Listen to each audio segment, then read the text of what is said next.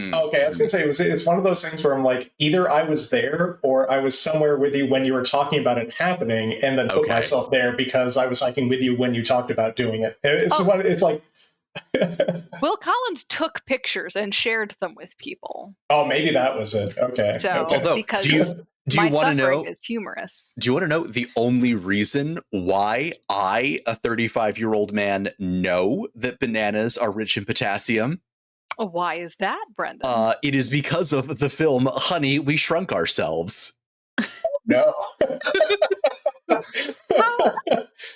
How has this come to pass? It is a fleeting plot point in the plot of classic direct-to-video Disney movie Honey, We Shrunk Ourselves, that just happened when I was in, I want to say I was like in like 5th grade, something like that. It just, like, when it came out on video, it was one of those videos that was just constantly in rotation, like when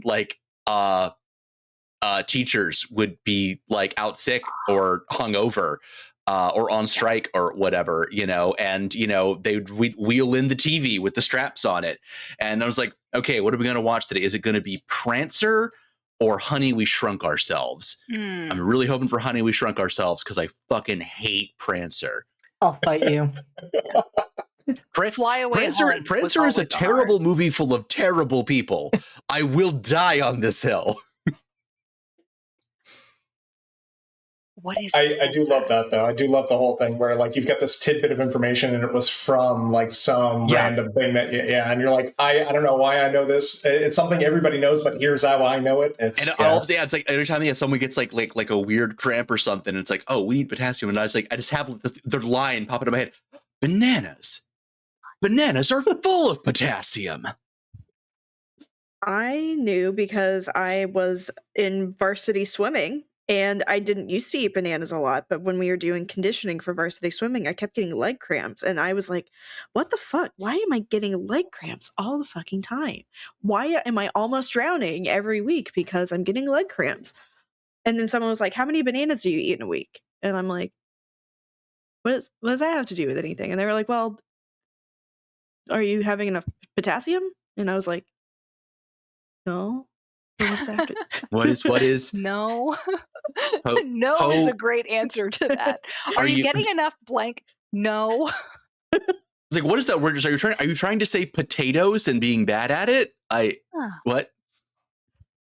Well, we are live from the apocalypse. Hello, everyone. You have joined us in the banana chat, where we talk about potassium and bananas, and avocados actually have quite a lot of potassium in them, though not anywhere near as much as bananas. And so follow us for more tips on cramp prevention.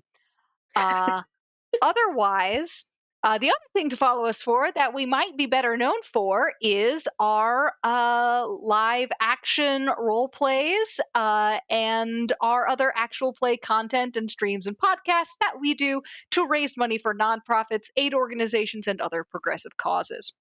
At the moment, we are raising money for the Canadian section of the Rainbow Railroad, a global organization helping LGBTQIA+ individuals facing persecution in or displacement from their home countries find safety.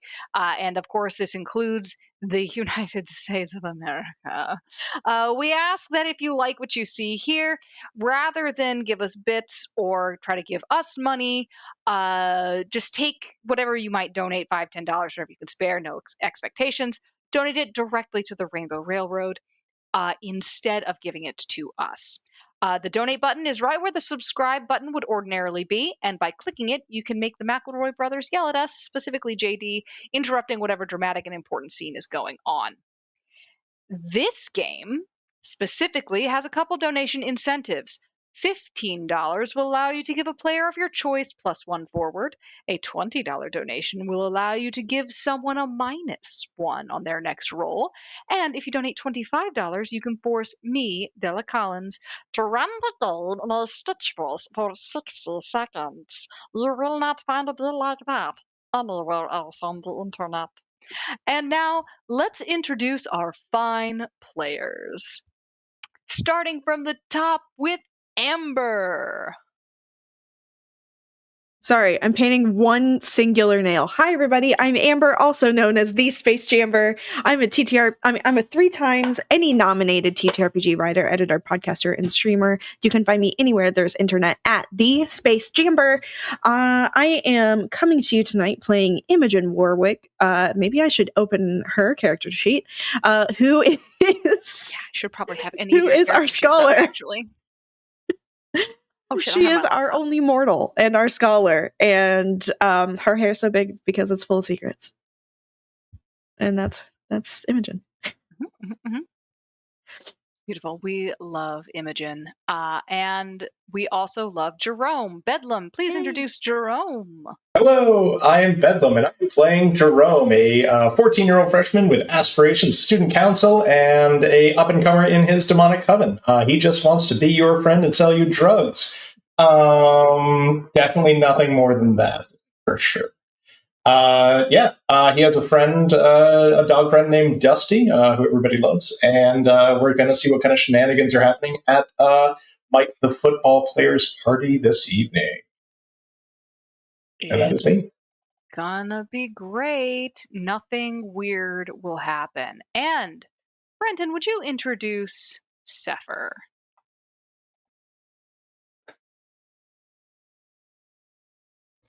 I'd love to, Della.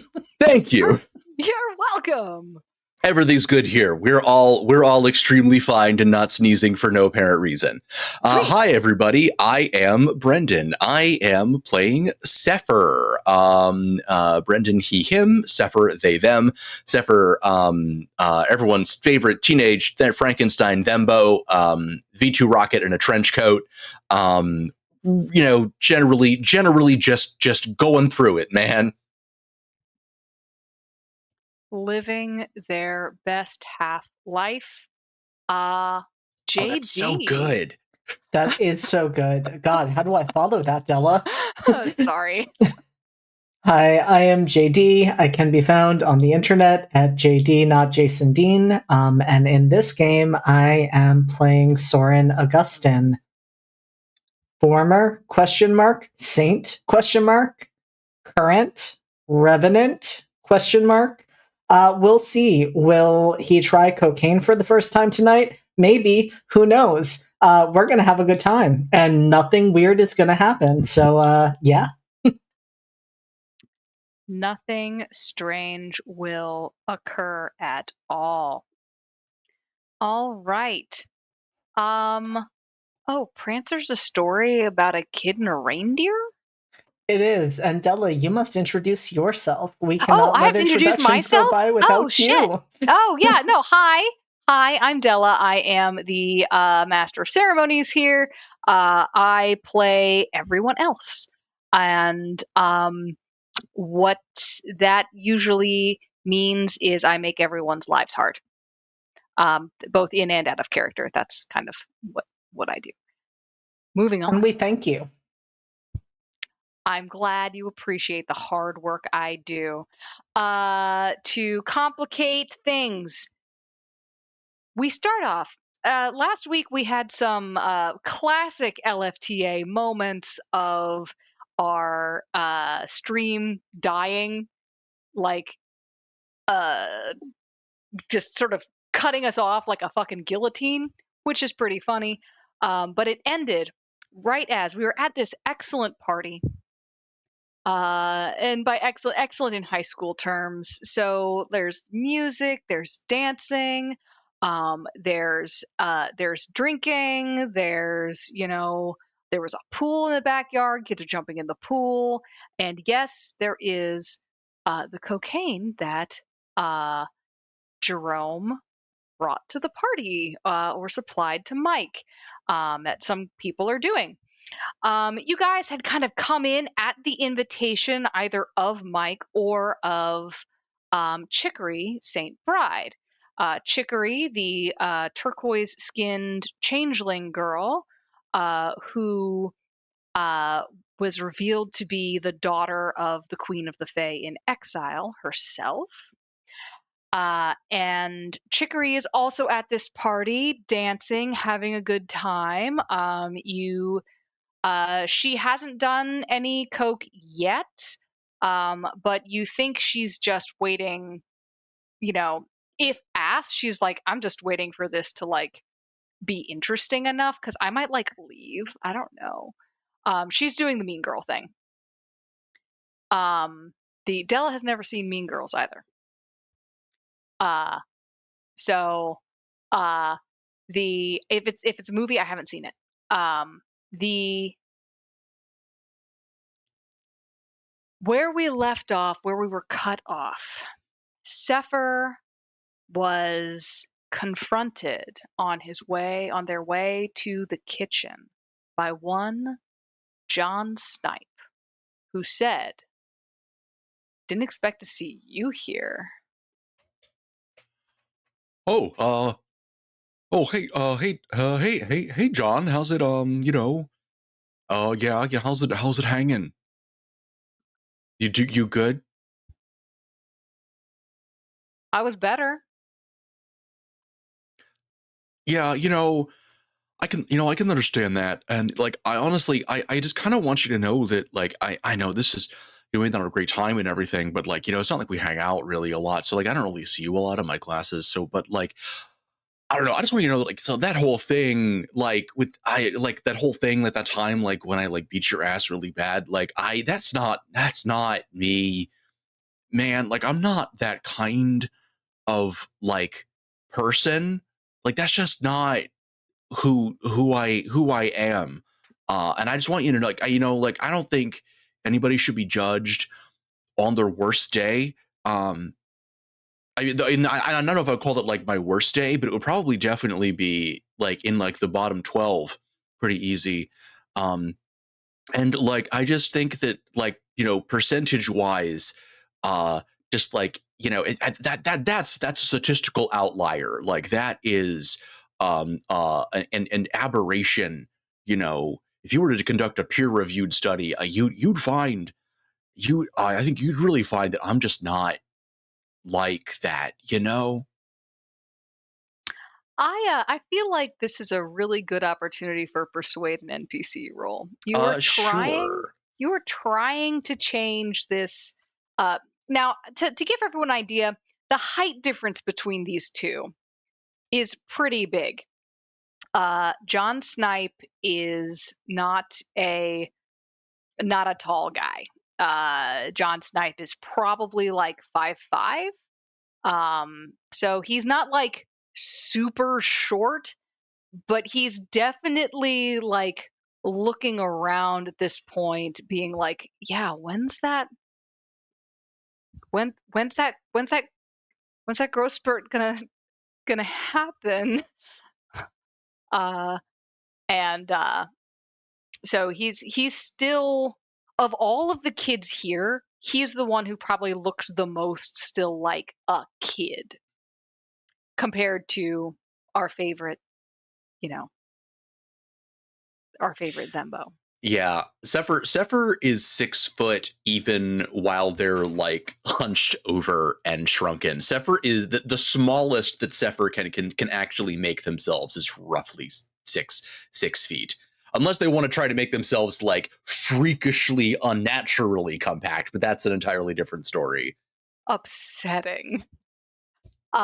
Speaking of upsetting, what have you rolled for your I haven't persuade rolled NPC? yet, so come on. Okay, it's actually pretty good. That's an 8. 8. Okay. Um. Yeah. So what are you trying to do here? What are you're trying to get him to change his opinion of you? Sure, we can go with that. I don't know that Sefer really actually had an end game in this conversation. Okay. I think he kind of like, sort of like looks you up and down. And it's just like, I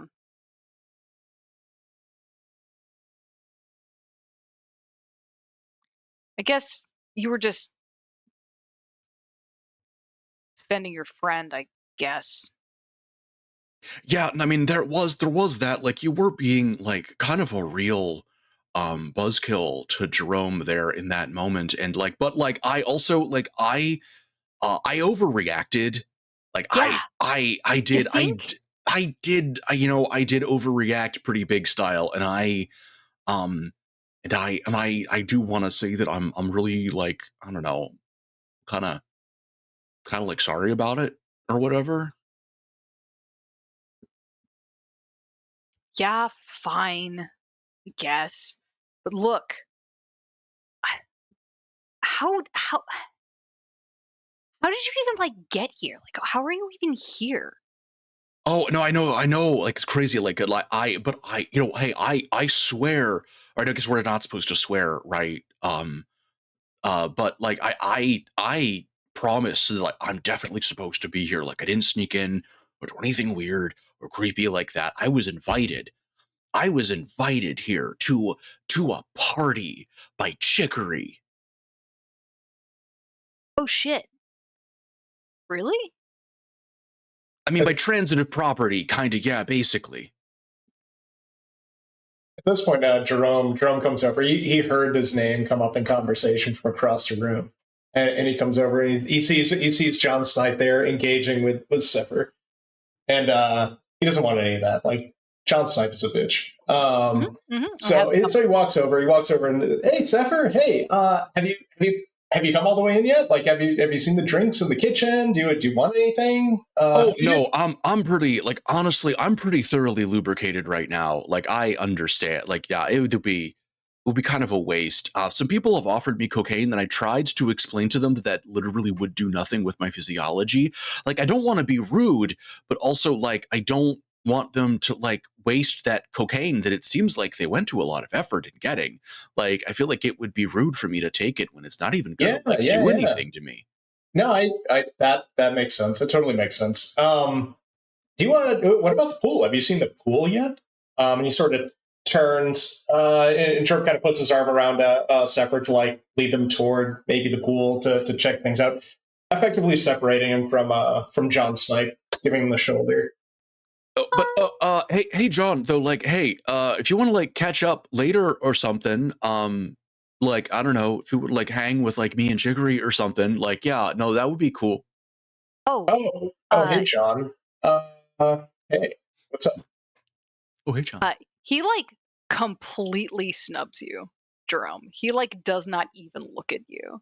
And it's just like, yeah, that would be great. I'd love to catch up sometime later in the party when things are more, you know, where the when the scenery's a little bit better. Oh, cool. So did you want to take a look at that pool, Separate? Sure. Yeah, no, Yeah, I guess we'll just follow the telltale smell of the chlorination. yeah, it's pretty cool. It's pretty huge, like very neat. Hey, Honestly, if I could say just an A plus, like just like yeah, I suppose I should my compliments to the mistress of the house. Truly like an intoxicating bouquet. okay, cool. Are you referring to the pool, the swimming pool? Correct. Fabulous, I love it. So you guys head outside. Um, Soren, as promised, before the party, Zeke has like got in, jumped out of your arms, looked at you, and said, "There are cats. Goodbye," and ran off.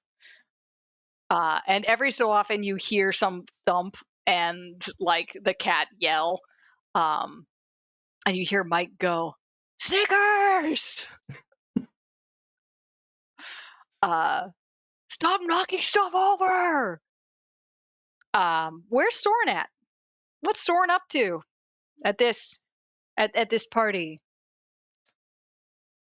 So Soren is completely out of his element in this Yeah. type of environment. He has never been at a party like this. He has made a statement by choosing to wear one of his bloodied and warped stoles over his shoulders. And I think he approaches the people who are doing cocaine Oh. Okay. and walks up and says, I think I would like to do some cocaine. Please.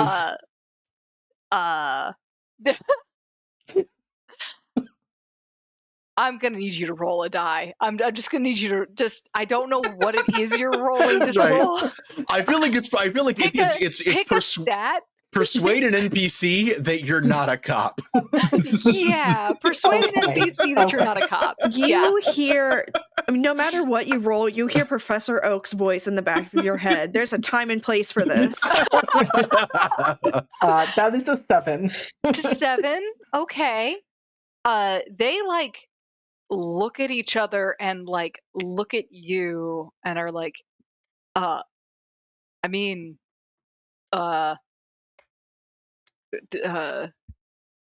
you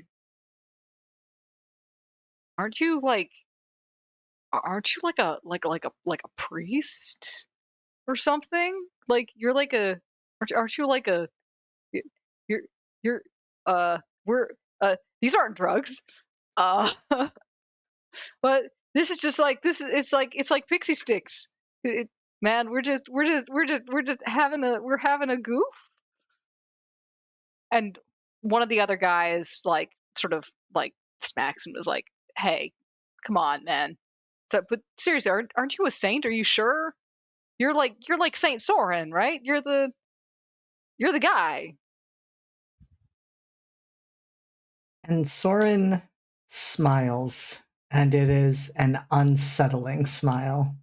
And he just says, "Yes, I was Saint Soren," kneels down, and goes to take a line.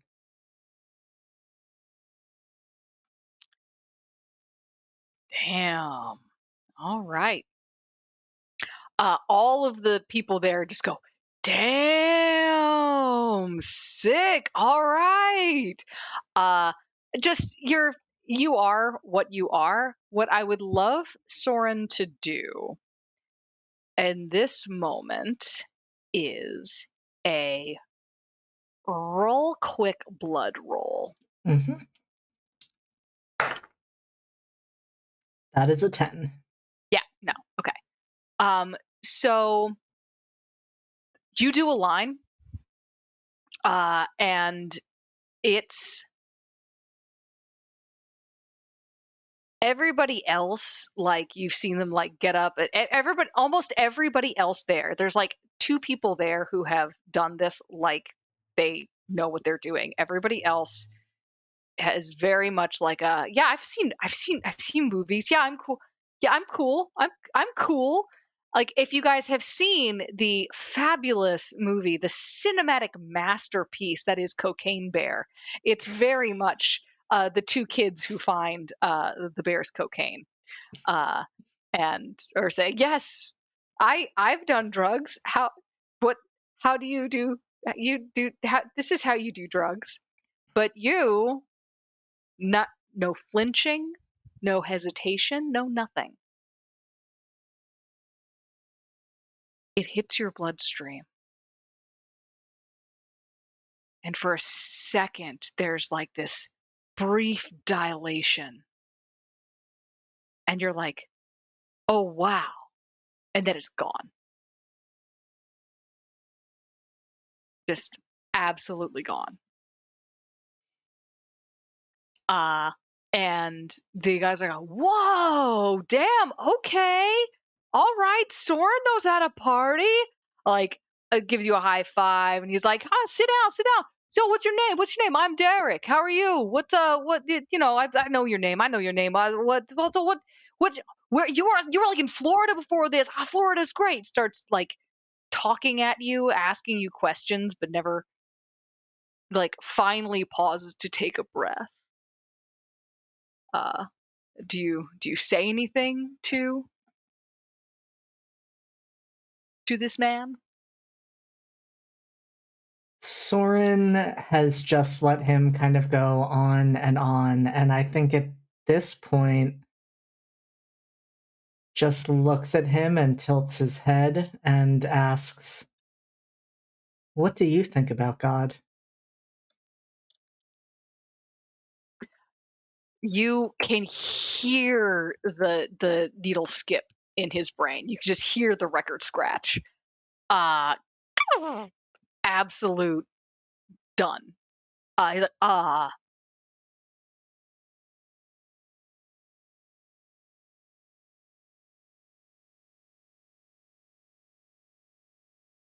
think that God is the moment where you feel like you don't know any goddamn thing and you feel like the stupidest motherfucker in the world. Then you get a test and you somehow know the answer to every question.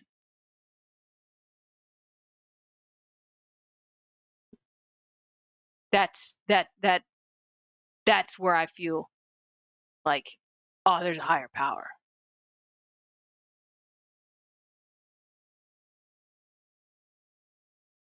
What do you think? I don't know, man. I don't know, man. That's deep shit. That's deep shit. What's I mean, you know what you're a saint. You like died and shit. So you like know God, right? You like met him, right? So what's God like? What's it like up there? Up in the big beyond? It's not what you would expect. There's no warmth. I feel warmer here than I did there.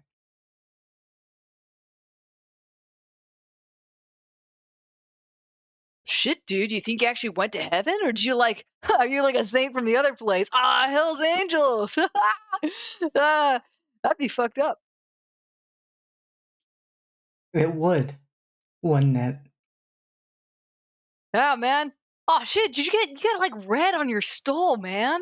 What happened? Like tries to like rub it out. Oh, that's my blood. He like pauses. A couple of things, a couple of neurons fire that had not previously been firing. And he's like, cool. Yeah, cool, man, cool. Like straightens it out for you, like, you know, like, yeah, man, looks fresh, looks fly, looks good. Hey, I gotta I gotta go over there.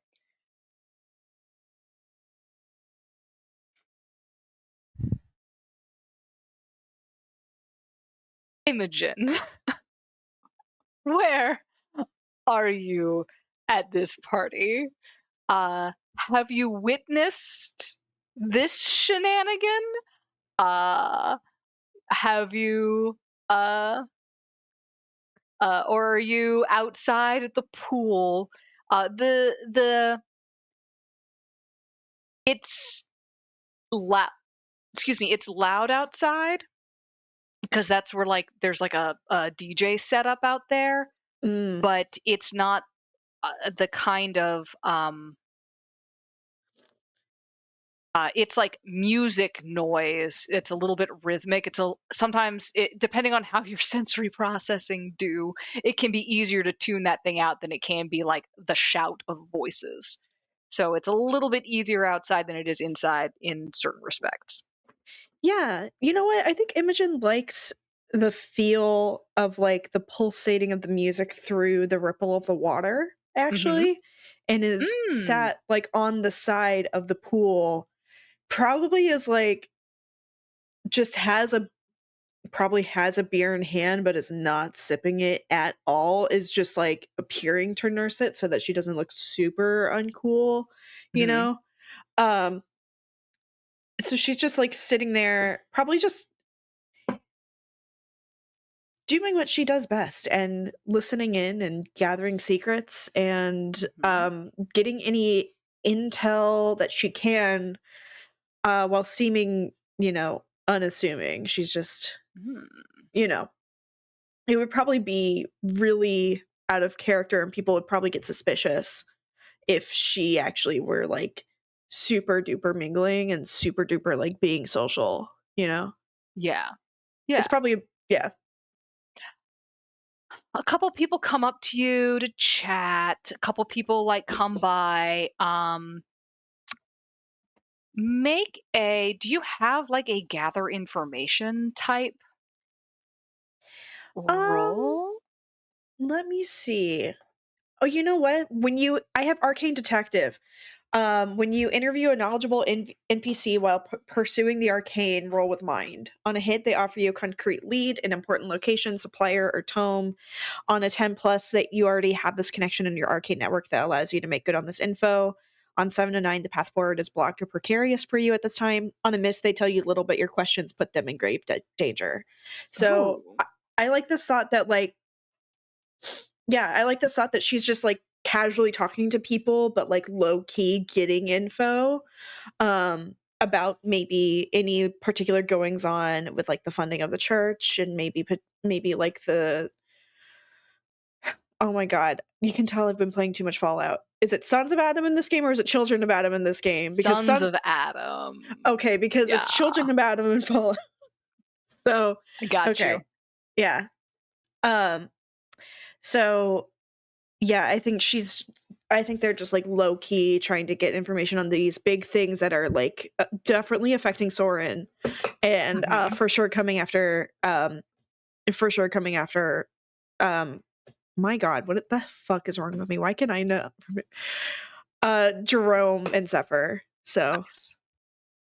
Okie dokie. let So, me wow. so Go you're ahead. chatting with people, and at a certain point, you talk to some folks. Let's see, who in your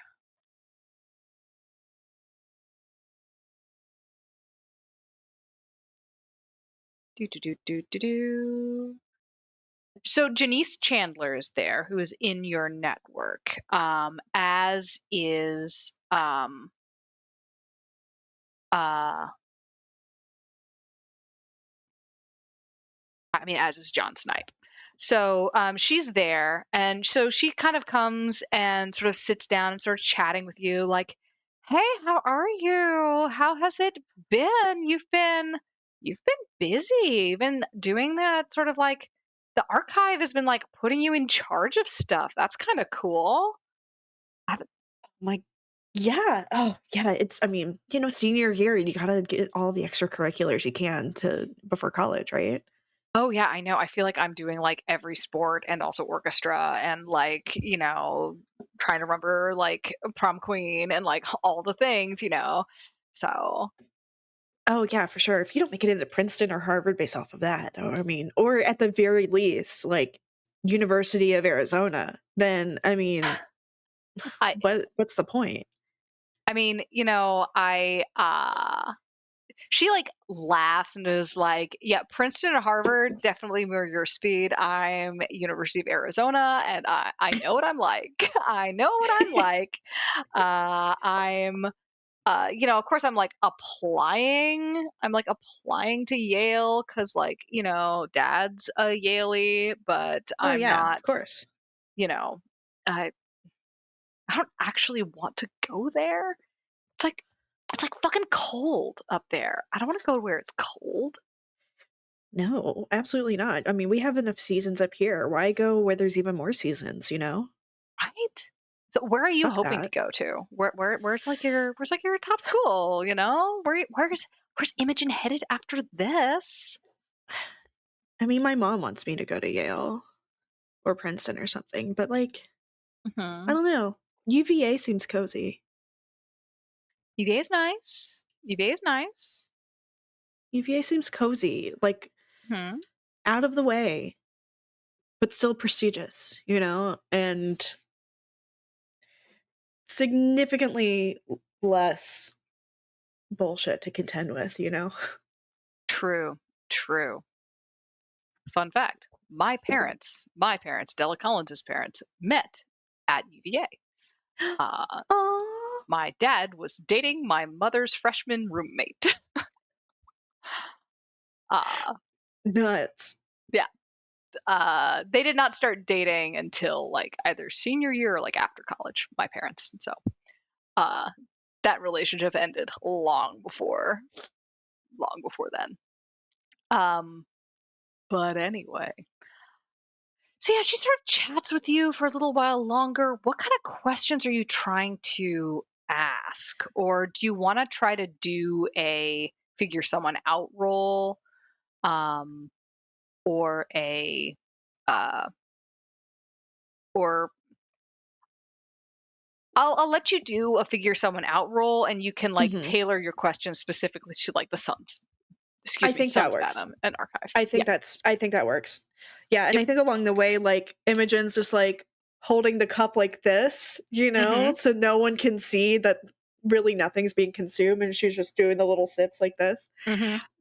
Um, yeah, so just to keep engaged with the conversation and oh, shit, okay, hell yeah. Figure someone out. Let me make sure that I use the right mind. Yes, so that is a 12. Heck yeah. Okay, we love I it. was rolling like shit last night on the game about puppies, so I might as well get good rolls on the game with real stakes. Especially since you do not advance, you get nothing for failure in this game. Not Yeah. a damn thing. Nope. So if you're in their faction, are you mortality? I believe I'm. Are you power or mortality? You are mortality. Okay, so you are in the Yeah. same faction. Yeah. Oh, great.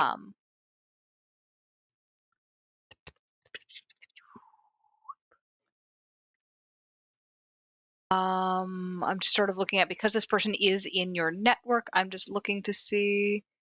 Catch it, hit the streets, refuse. Okay, no, that's fine.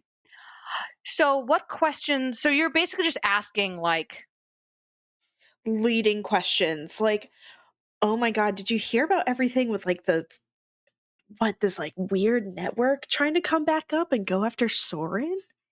Like that's oh my nuts, right? god, that was insane. Like, did you I see what he did to those guys? I I mean, I knew he was supposed to be some sort of saint, you know, but Right. But I he didn't know like, sainthood could do that.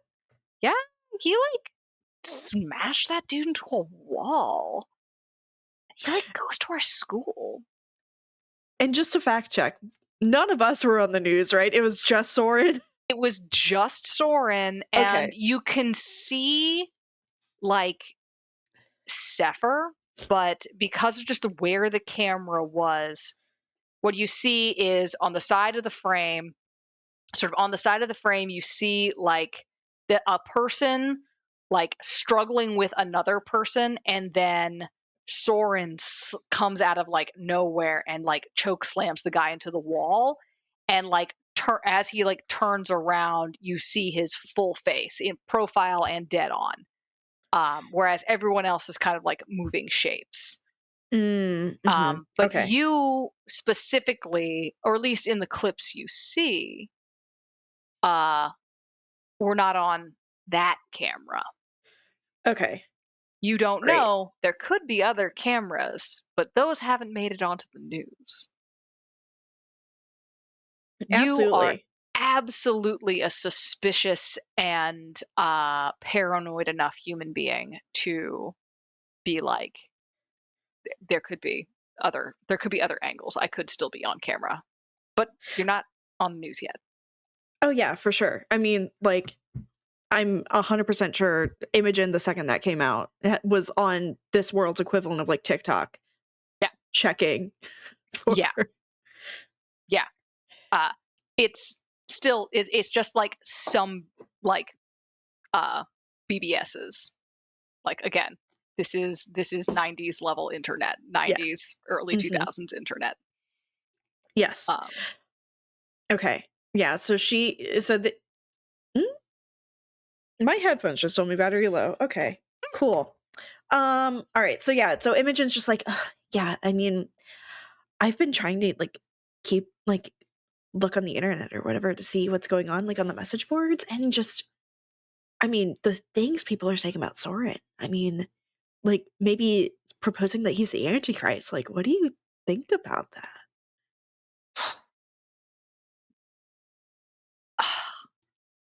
I don't know what to think about that, but because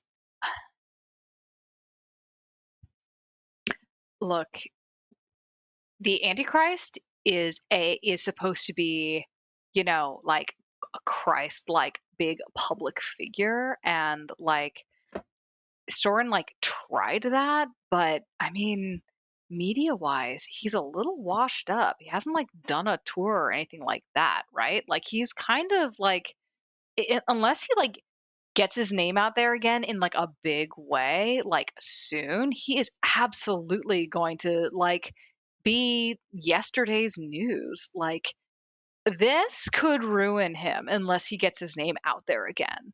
And Oh. I'm not saying, but if anyone, if I was going to pick a saint, like a current living saint, to be like the Antichrist, I would absolutely say Aoife instead. Saint Greenlee, definitely, because like her name is everywhere, and like she's like out there like doing miracles, and like, did you know she's like coming on tour here? Like she hasn't quit.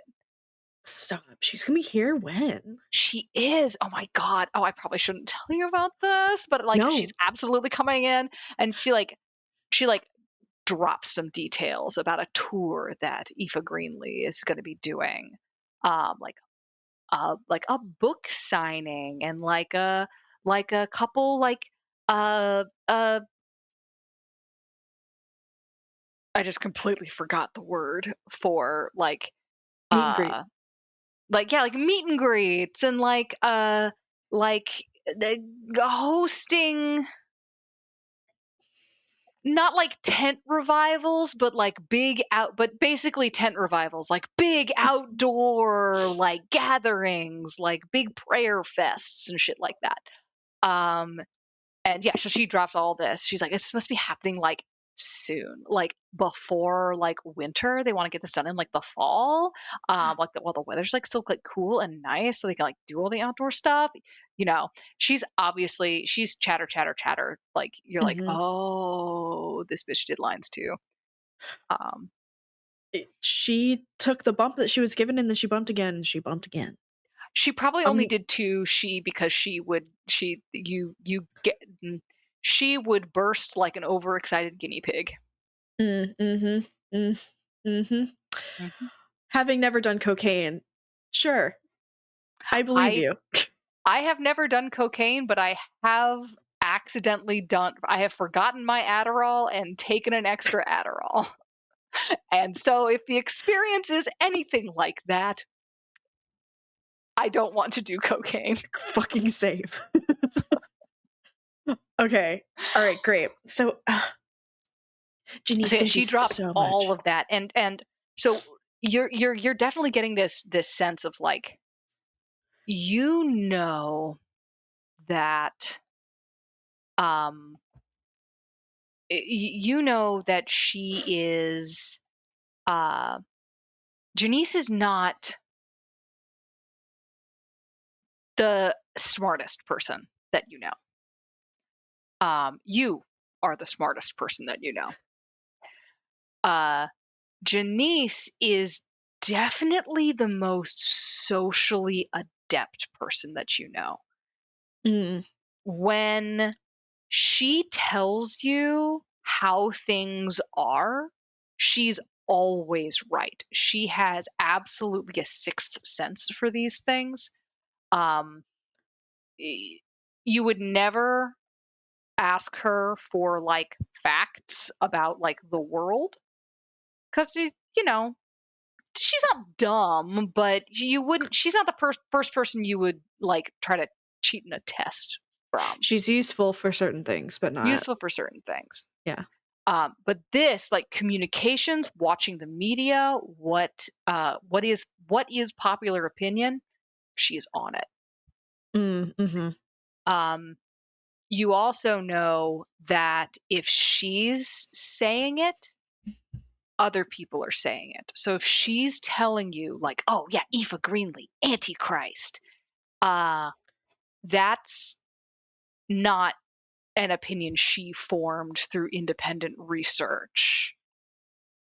That is an opinion that she found somewhere and thought it sounded cool, and that she is repeating because enough other people in her life are repeating it.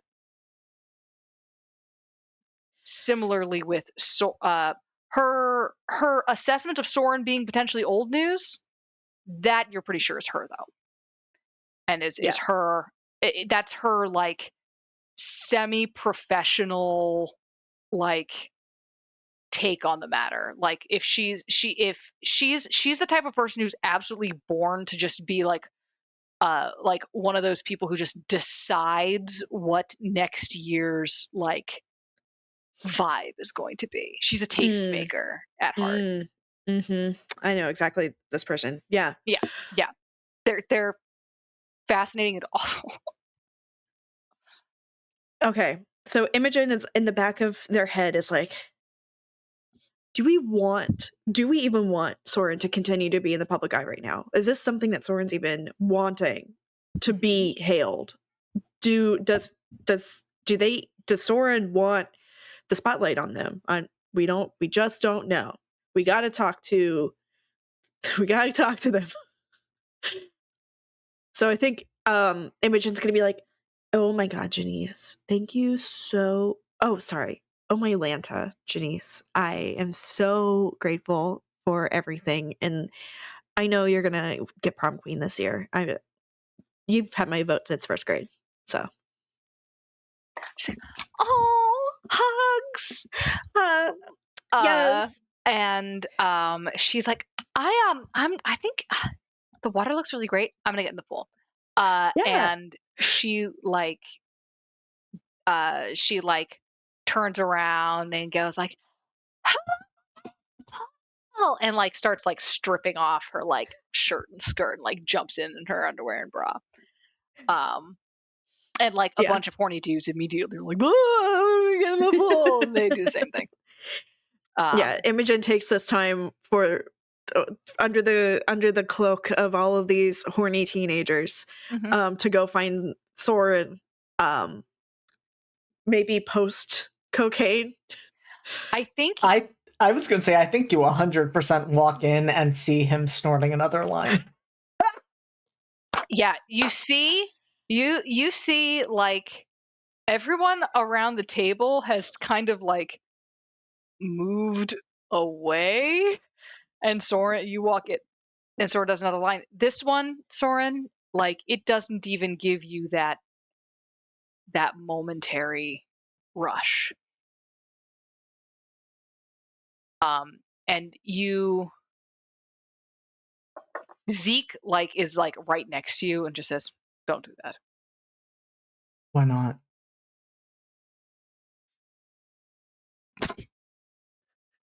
It makes me sneeze.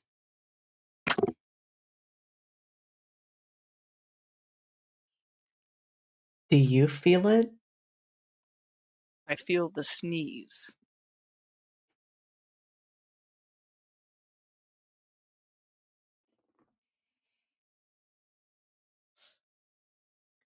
Fine. So yeah, that's what you walk into, is Soren talking to a fox that is sneezing cutely, having just done a, just snorting coke, like totally normal, like an absolutely normal 16-year-old. Mm-hmm. It's gonna stunt your growth. Soren, hey, hey, and like Imogen like grabs your shoulder, maybe just a little bit too fiercely, maybe like a little bit of like their nails kind of like digging into your shoulder, just to be like, I'm so glad I found you. Are you okay? No, I'm really not. I don't think I'm alive anymore because this isn't doing anything for me, and that's not normal, I don't think.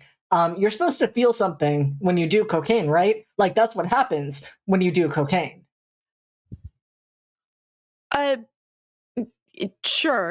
Sure. You don't feel anything? No. I've done like 3 lines. I don't feel anything. Is there like a figure someone out check I can do to see if like this is for real? Do it. Or like yeah. Go for a roll. That is an 8. That's a hit. JD, what does I don't have questions to ask. I just want to be like, is this for real? Like, I just want to see like if you're telling the truth. Oh yeah, Soren is not lying. Like, it is very clear he is telling the truth. Like, he is upset about that. Can we have this conversation not in the middle of this party? Can we like go somewhere private? Because finding your friend doing lines with a fox? What the fuck? I mean, the fox is always here. It's the lines that are different.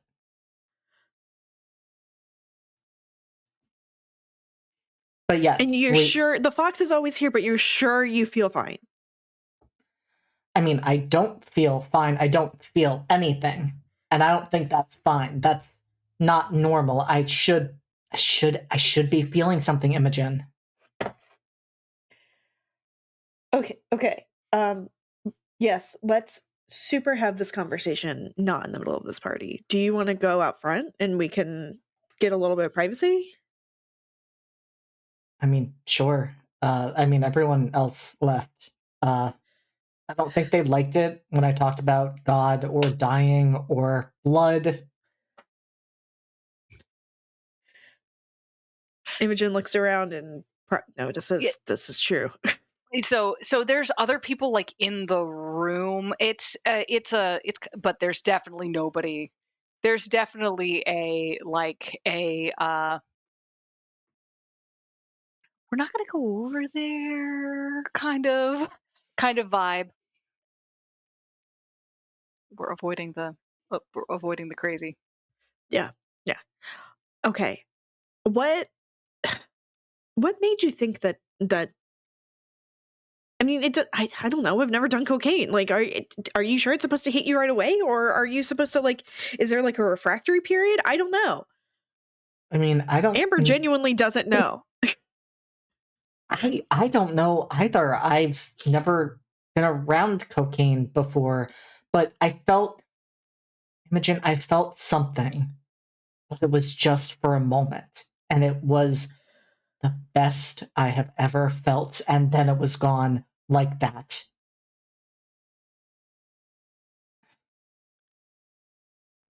And then I thought maybe if I did another line, it would come back. Imogen, I think there's something really wrong with me. Oh, holy shit. When did you start feeling like you needed to prove that you could feel anything?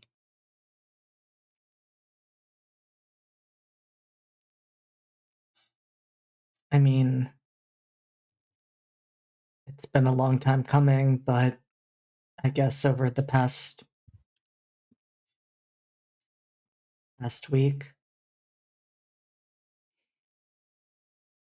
Since everything with the Sons of Adam? No, but before that.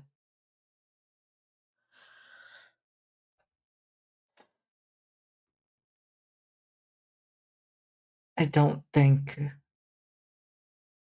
know that I came back right. What I did to that man, that's not something I could have done before, Imogen. I mean, look at me. I'm looking, and you look like you always have.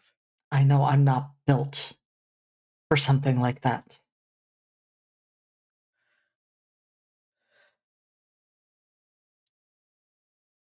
You're right.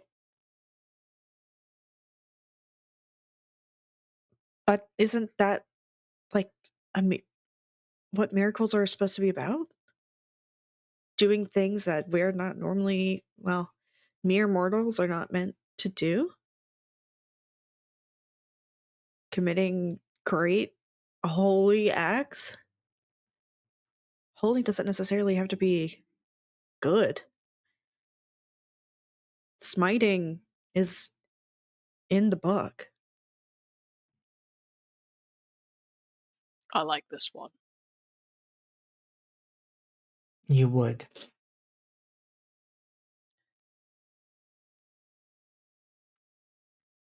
Soren considers what Imogen has said for a moment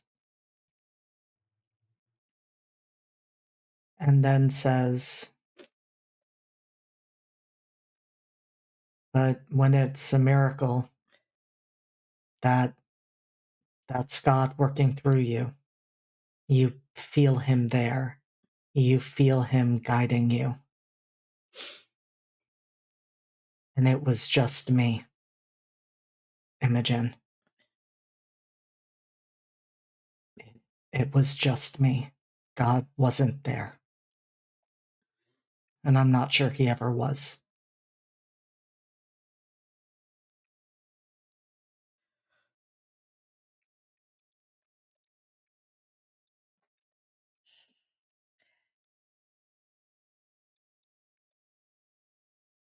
So, what do you want to do? I mean, where do you, I don't know what you want from.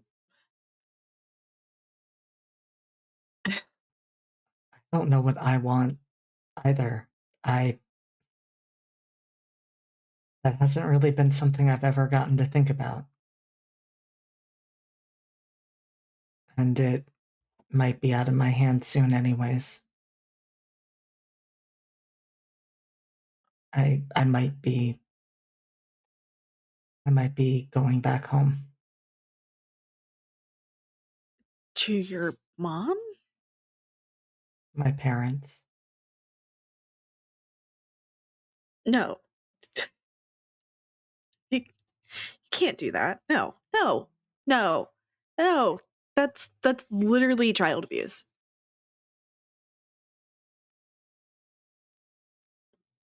Why? I feel like that's a keep your cool roll. I think it is. I'm not think gonna it is. I'm not gonna declare it, but that just seems to me. Nope, you are right. What is that with? I'm Oh. sorry. No, it's chill. You called a spade a spade. You did. Imogen has no filter. Imogen's not wrong. Nope. But yeah, I feel like this is gonna be this roll of spirit. Could be worse.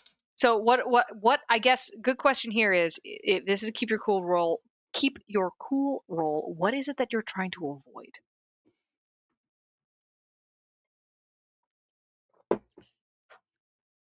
When she says that, what's the response that Soren's having that he does not want other people to see? Can I roll and then tell you depending on the answer? Yeah. Oh, okay. Interesting. That is actually 12. I rolled a 6 sick. and a 5, and I have a +1 to spirit. Sick. What do we see flicker across Soren's face, and what might Zeke do, connected as he is to you? Zeke. So we see a look of almost relief cross Soren's face when Imogen says that. It's just a flicker, but he doesn't initially look angry. It's like even though those words have been said to him in different ways by so many people, like having someone say it as directly and bluntly as they just did, someone who is completely outside of this, looking in, he's grateful to hear that. And he's angry at the acknowledgement of that. Like, he is angry at the fact that he is having to acknowledge that this even happened. And that's what it then shifts to. It shifts to defensiveness. And he just shakes his head and says, Imogen, you haven't ever met my parents. You don't know what you're talking about. If the state has decided that it's fine for me to go back to them, if Estelle has decided that, obviously she has her reasons. Obviously she doesn't think it's abuse, because if she did, she wouldn't be sending me back there. But do you?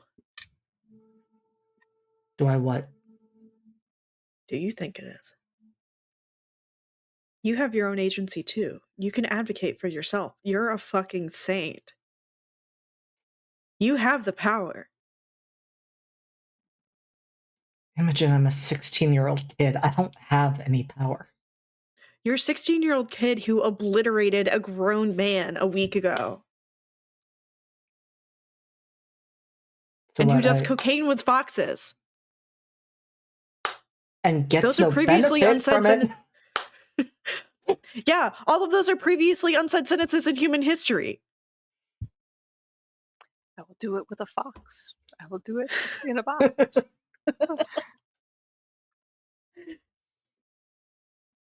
I mean, what, Imogen? What would I do? Go back to Florida and what, obliterate my parents? Yes, sounds good. Let's do that. I don't know. And you see Soren freeze and look at Zeke.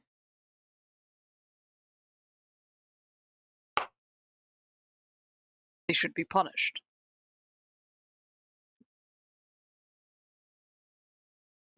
You know what? That's not a bad idea.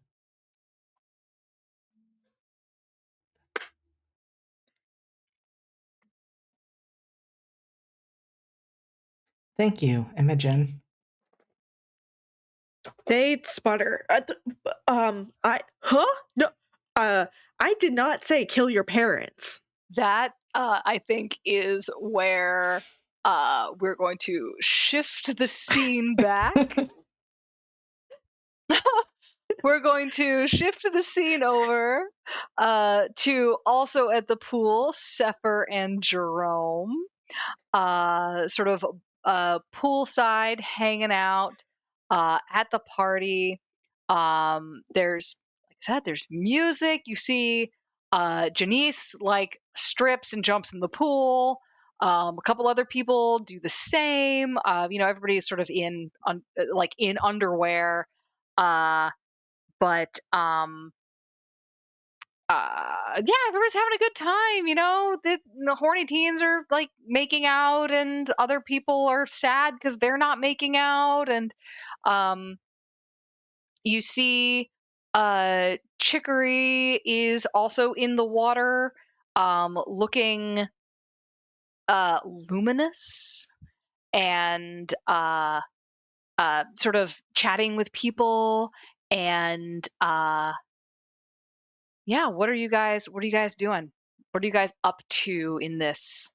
As usual, I think Jerome is trying to accomplish multiple things at the same time. So he's got three different things he's trying to do. He's trying to show Sefer around to talk to more of the popular kids, usually at the popular table at lunch, seeing if any of them are around, try to get Sefer kind of more in with that crowd. Also trying to drum up student council votes, basically just socializing and bringing it up in conversations when it's a good opportunity, and then also peddling drugs, seeing what people need. What's Jerome gonna need next time he goes to visit Ace?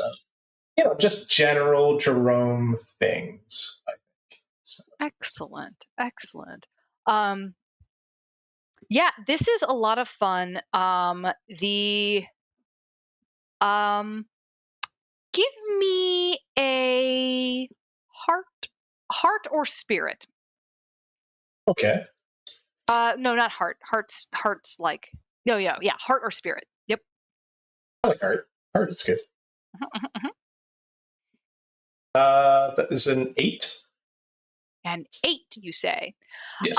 Yeah, you've got it's actually you talk to a bunch of people. It's a lot of fun. You do get some contacts, some people order some people like put in orders. Again, mostly it's weed. Like Yeah. mostly it's weed. Some of it's like study drugs. Some of it's um you're a little surprised you're not for a minute you're a little surprised you're not getting a lot of interest in like cocaine, since that's what you brought to the party, but you also see out of the corner of your eye that some people are like sneaking away baggies like from the stuff you brought to the party, uh, because you brought Interesting. like a Okay. Okay. brick to a high school party. There is no human way all of these even all of these teenagers are going Oh, to yeah. I mean, this uh is all fine. Like, I got Mike what he wanted. That's what he asked mhm, for, and if people are walking away with bags, and they'll probably be back at some point, wanting some more. So you know. yeah, based on that heart roll, I'd say that Jerome's in it. He's enjoying himself, Mhm, and because he's having fun at the party, that makes other people kind of want to order more things, right? So he's excited to mhm. bring things for people, and they're excited to order things. So yeah. Excellent, excellent. Sever, how about you? You're hanging out with your boy. Yeah, I think Sefer is just here, just kind of like enjoying the vibe as much as they are able. Hmm.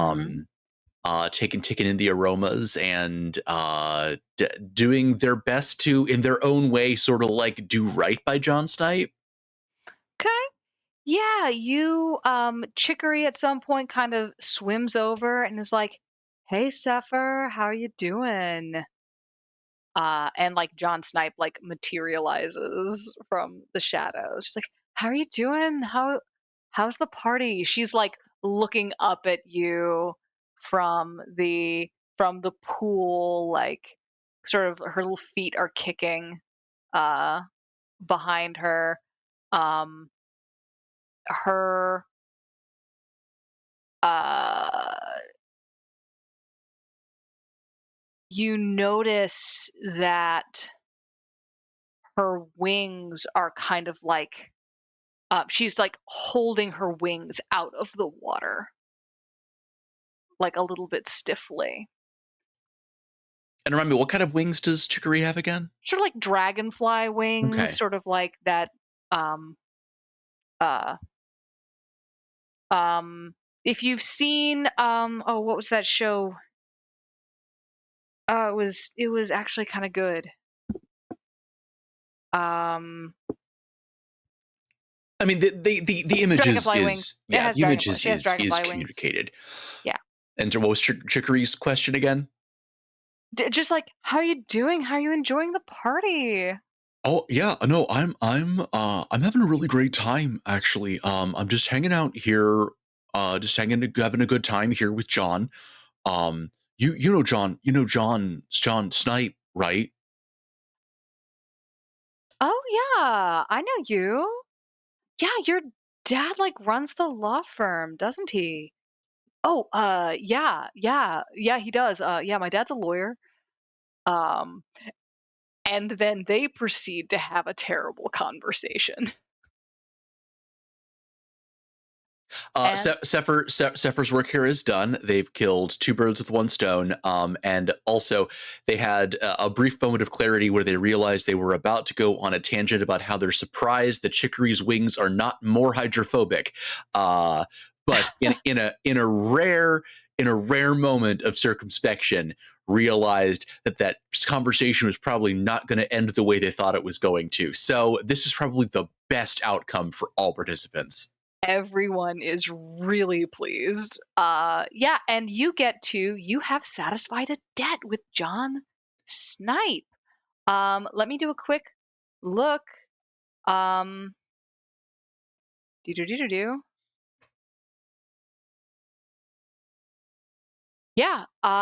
You can mark mortality if you would like.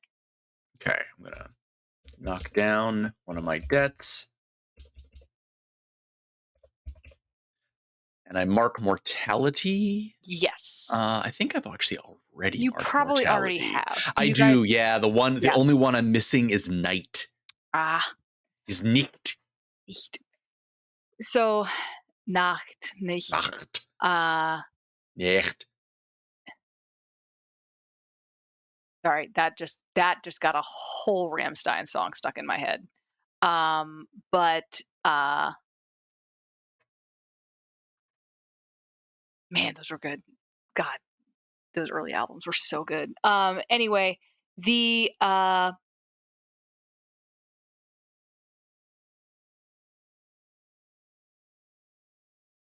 sorry, really, that was the wildly distracting earworm that just happened. Anyway, you're sort of there. You're enjoying the sort of the bouquet.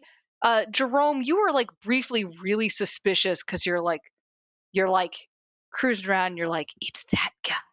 It's John Snipe, the bitch who had it coming. And but then like nothing happens, and John's attention is completely drawn to Chicory. You look at them and you see Chicory looking at John Snipe, and you hear her say, "Your dad's a lawyer, isn't he?" And you see her looking at him like he's something to eat. And you're like, I'm not going to tell you what you think about that, but That seems fine. Yeah, I understand Chicory's attention can be a what is it? Two-sided sword. What is that term? What's two-edged, two-edged? Thank you. Double-edged. That's all I was looking for. But also, I noticed that Sefer seems pleased at what just happened. So, like, I don't want to rush in and necessarily interrupt anything. So I just kind of steer away. I was steering toward, then I steer away. But I do go over to Sefer as they walk away and just find out how things are going. Mm-hmm.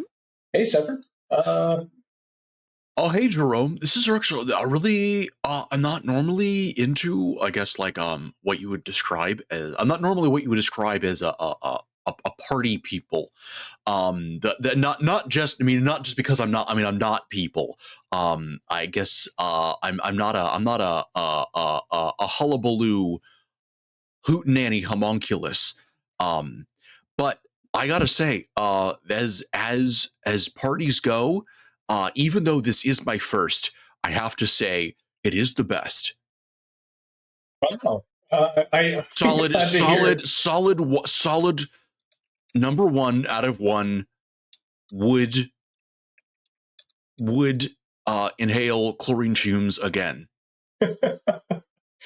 Yeah, I mean I feel like that's a high commendation coming from a non-hullabaloo homunculi. So like that's fantastic. Yeah, I'm glad, I'm glad you're having a good time. That's awesome. I'm also I'm surprised. Like I'm enjoying this party more than I thought I would. This has been really great.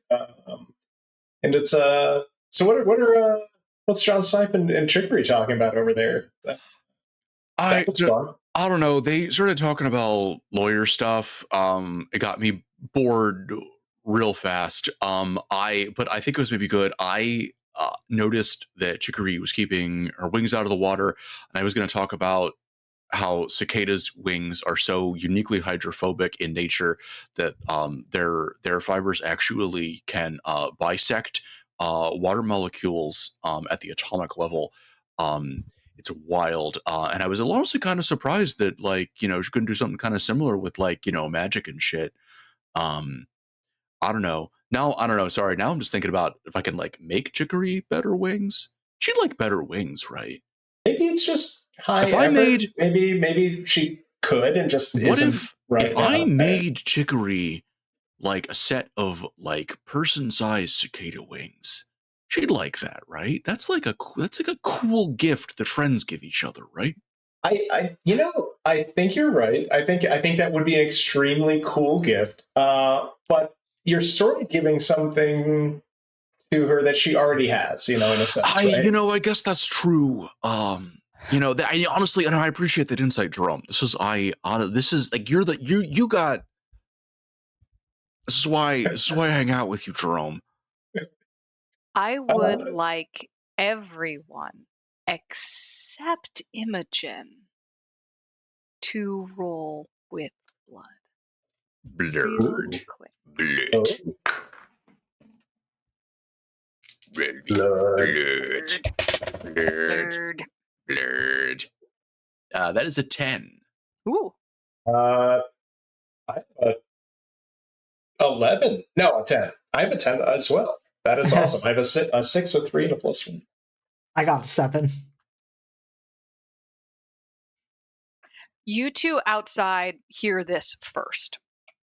Obviously. Outside you hear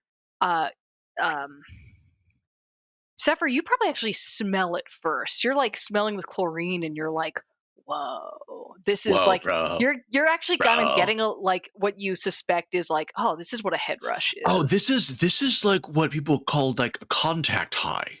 Yeah. Right. Yeah, right.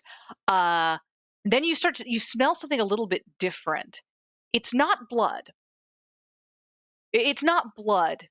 Blood has a very blood actually doesn't have as distinct a smell as you'd think it does. It's very sort of like lots of oxides and proteins and stuff like that. And there's lots of things that could potentially smell like blood. Human blood isn't all that different from any other blood. But this smells like what people imagine blood smells like. And that's when you start to hear the crying. And Bedlam, Jerome, you hear the crying and be like, somebody, could somebody please, I think I need help. And you from inside,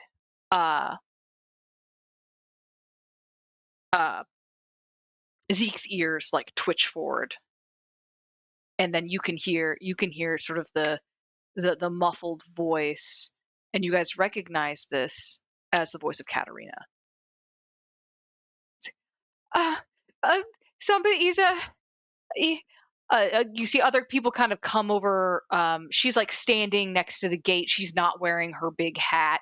It's kind of shadowed. It's dark outside. You can't quite see things, but she's like holding her arm really close to her body. And they're like, what? Oh shit, it's the vampire. What are you doing here? No, we're not going to let you in. She's like, please, I don't need you to let me in. I just need to warn somebody. I just need to warn. Is Sefer there? Can somebody please? I just need to talk to them. I just need to talk to Sefer. And they're like, you start to hear words you don't like to hear, like freak, like bitch, like how dare you walk where how dare you come near this house? Don't you know people live here?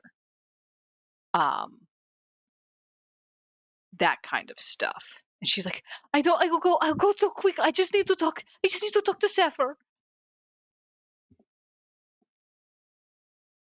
And what do you all do? Well, I think Sefer is going to attempt to get to where this is coming from. Assuming this is kind of out front. It's kind of around the side of the house. There's like a fence around the backyard, and so it's a fenced off location, part of a house. Vampire cannot go there without an invitation. So she's just sort of talking over the fence. As you guys get closer, you see that her arm, she's been badly injured. You can see the muscle fiber under her skin. You can see where like her hand is almost off. And you can start to see where it's like slightly twitching as it starts to knit back together. And you, Sefer, then realize what you've been smelling. There's no blood in her. She's a vampire. She doesn't really bleed. There's a weird, sweet smell as she's knitting back together. And when she sees you, she says, Sefer, I need to warn you. They attacked us. They came to my home. They came to our house. I don't know what to do, but I think they're going to come here next. Wait, hang on. Who are you talking about? She said, she flinches, turns her shoulder. She flinches and sort of turns her shoulder, and you can see where someone has tried to brand her. There's a burn scar on her shoulder of like a cross. And she says, the sons of Adam came to my house. We were having a party at my house, and they came to our house, and they called us terrible things, and they said they were going to purify. I got away, but I think I don't know what's going to happen, but I don't think it's good. You've got to get out of here. You've got to get out of here. Whatever happens next is not going to be good. They're going to come here next.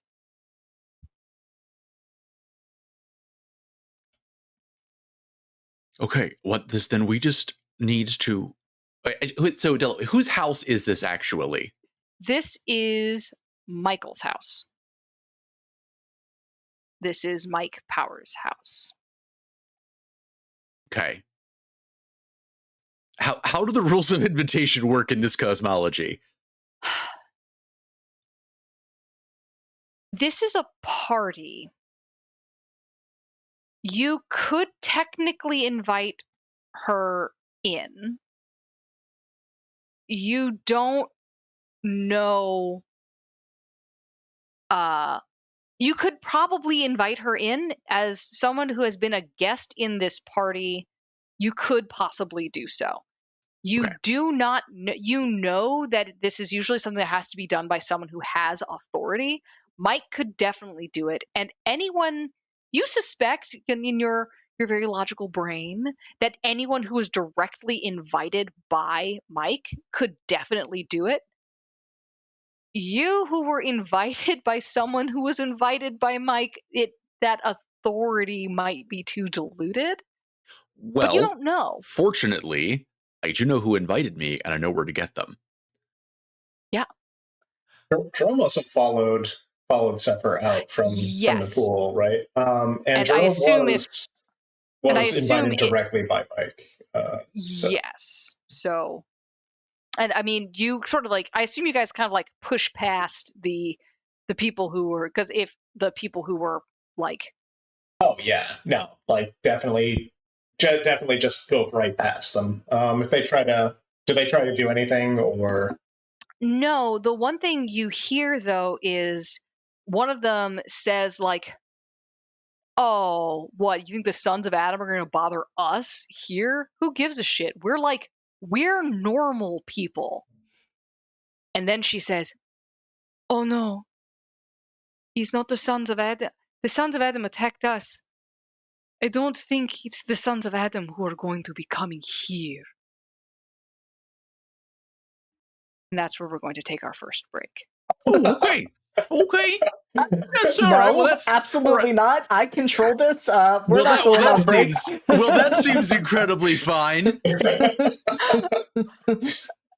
You're You are gesticulating wildly and silently. Okay, fine. Fine, Della. The most interesting part of my cousin's wedding was just looking at all of the indecipherable Catholic seals in the big old shrine church, and as I was telling Della, the big mural on the dome of Mary enthroned as the Theotokos, with Saint Anne behind her, which is like it's a level of like leaning into Mariology that Adele and I are discussing, bigger in other parts of the world, but North American Catholicism, with its strong Anglican and Episcopalian influence, has generally filed a lot of that off, which is a shame. Which then got us talking about spooky saint bits, and the cult of the saints, and the discussion of how St. Anthony's Church in Pittsburgh, Pennsylvania, has the largest collection of relics and saint bits outside of the Vatican. Okay. Yeah. I should go there. I haven't been to Pittsburgh since I was applying to grad school. It's easy mode for me because it's right by where I grew up and I have family in the area. So I moved to Pennsylvania, and I'm now actually farther away from Pittsburgh than I was when I was in Baltimore. It's true. Yeah. Pennsylvania is big. It is. No, like most of my and most of the families like you're in the one section of Pennsylvania where I just don't have family. Like I have family.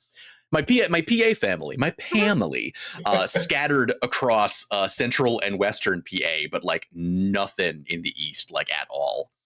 With the exception, I guess now my cousin lives up in Scranton, I guess. So everywhere that is not Philadelphia, every conceivable part of the state of Pennsylvania that is not Philadelphia. Mm-hmm. Mm-hmm. And I'm actually closer to Trenton than I am to Philadelphia, but yeah. I'm a stone's throw. Yeah. But yeah, so we left off. Speaking of wacky shit,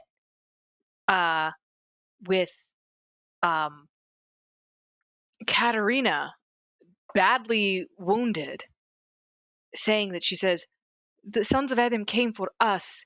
I don't think it's them who will be coming for you."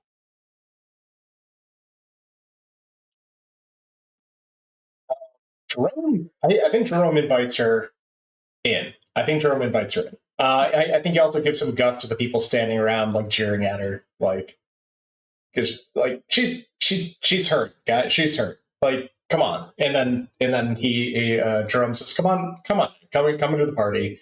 Like, we like somebody should look at you. Like, I don't know. Like, I guess you're healing, but you need a rest or something. I don't know. What do you need? What do you need right now? She like freezes in place when you say that. When you invite her in, and when she speaks next, she's always had the slightly elongated canines, but she has never looked this alien and so clearly undead before. She freezes and she looks at you and she says, "I will not. I cannot. I will not. Okay. I will. You see her eye go to someone's track to someone's throat, and you can see the iron self-control that is holding her back from doing what she needs to do to heal. Okay. Why don't we come to you? We're gonna come to you. That's actually okay. So let me take a look at your arm. Like I'm pretty good with like anatomy and everything. Also, I mean, are you gonna heal okay if you don't like get a drink of people?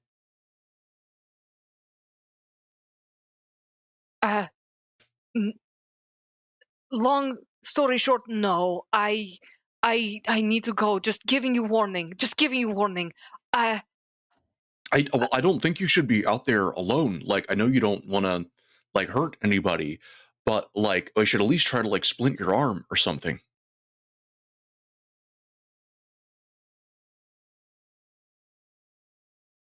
Has anybody seen John Snipe? John's still talking to fuck, Chicory, and fuck. you see John's now in the pool, sort of fully dressed, and Chicory's like doing something with his hair. Uh, Just asking, you know. yeah. This has not yet become a big thing. But you offer that, and she's like, she like sort of pulls away, and she's like, I cannot. If you, there's we have caches around. Okay, no, I that's cool. I just want to like splint your arm, like. cannot guarantee your safety if you touch me. Oh no, that's fine. No, that like it's fine. You don't yeah, you want to be put off of drinking people completely. Like take a sip of me. I taste like white vinegar and like castor oil, and like gasoline. Like I'll be completely honest with you. I love that. I love that Sefer knows how they taste. Right? Like, They've thought tested, about this. you know, They've like tested this. Like I think like if anybody's gonna like splint your arm, if you feel like you want to go for it, like be my guest. I'm just saying, I don't think you're gonna have a good time.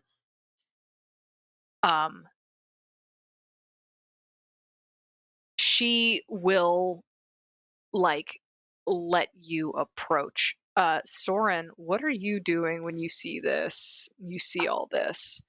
And Imogen, I imagine you're following behind, because what happens indoors? I think Soren like catches the movement from Zeke and starts to hear this, and I think he actually is coming up around on the other side of the house, so that he is on the side of the fence that Katerina is on. Okay.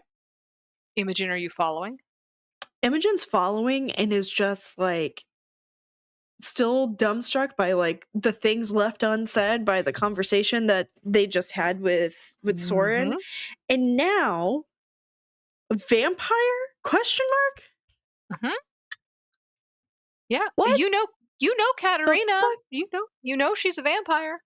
Oh, did I? I don't know if I knew that. Yeah, she's in your youth group. She's a vampire. She told you she's a vampire. This is the first time you've seen her without her enormous hat. Got it. Okay. Got it. Yes. All right. So, and this is probably the first time I've seen her with big fangs and with thirst for blood. Big fangs, thirst for blood, obvious wounds, big cross like burned into her shoulder, like clothes all torn up, looking like she's had a really fucked up night.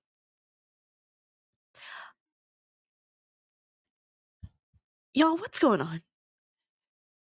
She like whips around and like looks at you. Katerina, it's Sefer will just inherit. Sefer will be just doing their best to, even like elongating a little bit if they need to, just to be just constantly interposing themselves between Katerina and anybody else, while Sefer does their best to kind of like splint their arm back together, and we'll just kind of be like idly making conversation, like so like okay, so you know that 4 more value like cheese singles that they say it's cheese, but honestly it kind of tastes like you've been chewing on rubber bands. Yeah, that's kind of like what I taste like. That's what every food tastes like. It's what it all tastes like. Except. And again, she's not broken. She's just staring at Imogen, and she's not looking in your eyes. She's definitely looking at your throat, your wrists, like excuse me, my eyes are up here. Yeah. Subconsciously, Imogen is like adjusting their turtleneck kind of like this. Yeah. And is just, like rolling the flannel sleeves down even, and just like covering up everything. Like, nope, cannot be perceived. Yeah, no, you've been perceived. Sefer, give me a real quick mind roll for putting this poor person back together, poor vampire back together.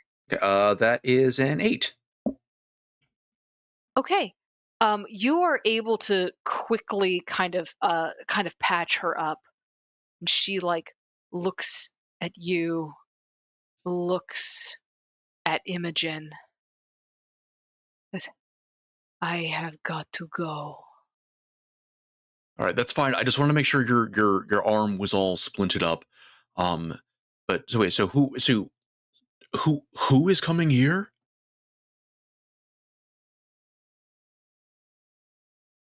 My cousins. And then she is bats, and then she is gone. Oh, What the okay, heck? okay, Fully turns into bats. all right. Bye, Katerina. freaking Get home bad. safe. You have a beautiful triquetral bone. Wait, her cousins? Why did she have a cross burned into her shoulder? What is going Well, I on think over there? no, it sounds like so the sons of Adam, I think, attacked them. But then maybe so it sounds like maybe some like vampires might be coming here to like exact terrible bloody revenge on who they see as having instigated the hate crime. But wasn't this the Sons of Adam were the ones that instigated that? Why would they come here? I mean, historically speaking, partisan violence doesn't tend to discriminate. Yeah. Why would people who have been attacked by people who are not unsanctioned by the state go after the police commissioner's house? That is a real mystery. Oh, Oh yeah, and I forgot Mike's dad's a cop. Oh fuck. right. Oh Uh, yeah, ACAB. you turn and see a uh a man sort of walking up, says, "Hi, somebody like to invite me in?" No, I don't think so. Hi. What's your name? "Hi, I'm Bob." Imogen "That's cool. turns tail and runs upstairs. That's cool. We'll make our own doors, boys." And you see 3 people pull up on motorcycles, get off of their bikes, and light up Molotov cocktails and huck them through the windows of the house. Jerome tries to stop them. Jerome tries to stop them from throwing Molotov cocktails. What an excellent thing to do. All right. So in Urban Shadows combat, we don't actually have like initiative. We get to move the camera around as we go. You guys are all in the front yard, so you see this. You hear the crash of the windows. You hear the flame soaking, the flames starting to go. What do you do to try to stop them, Jerome? Uh, how high up are they chucking these Molotov cocktails, and is it possible for me to catch any one of them?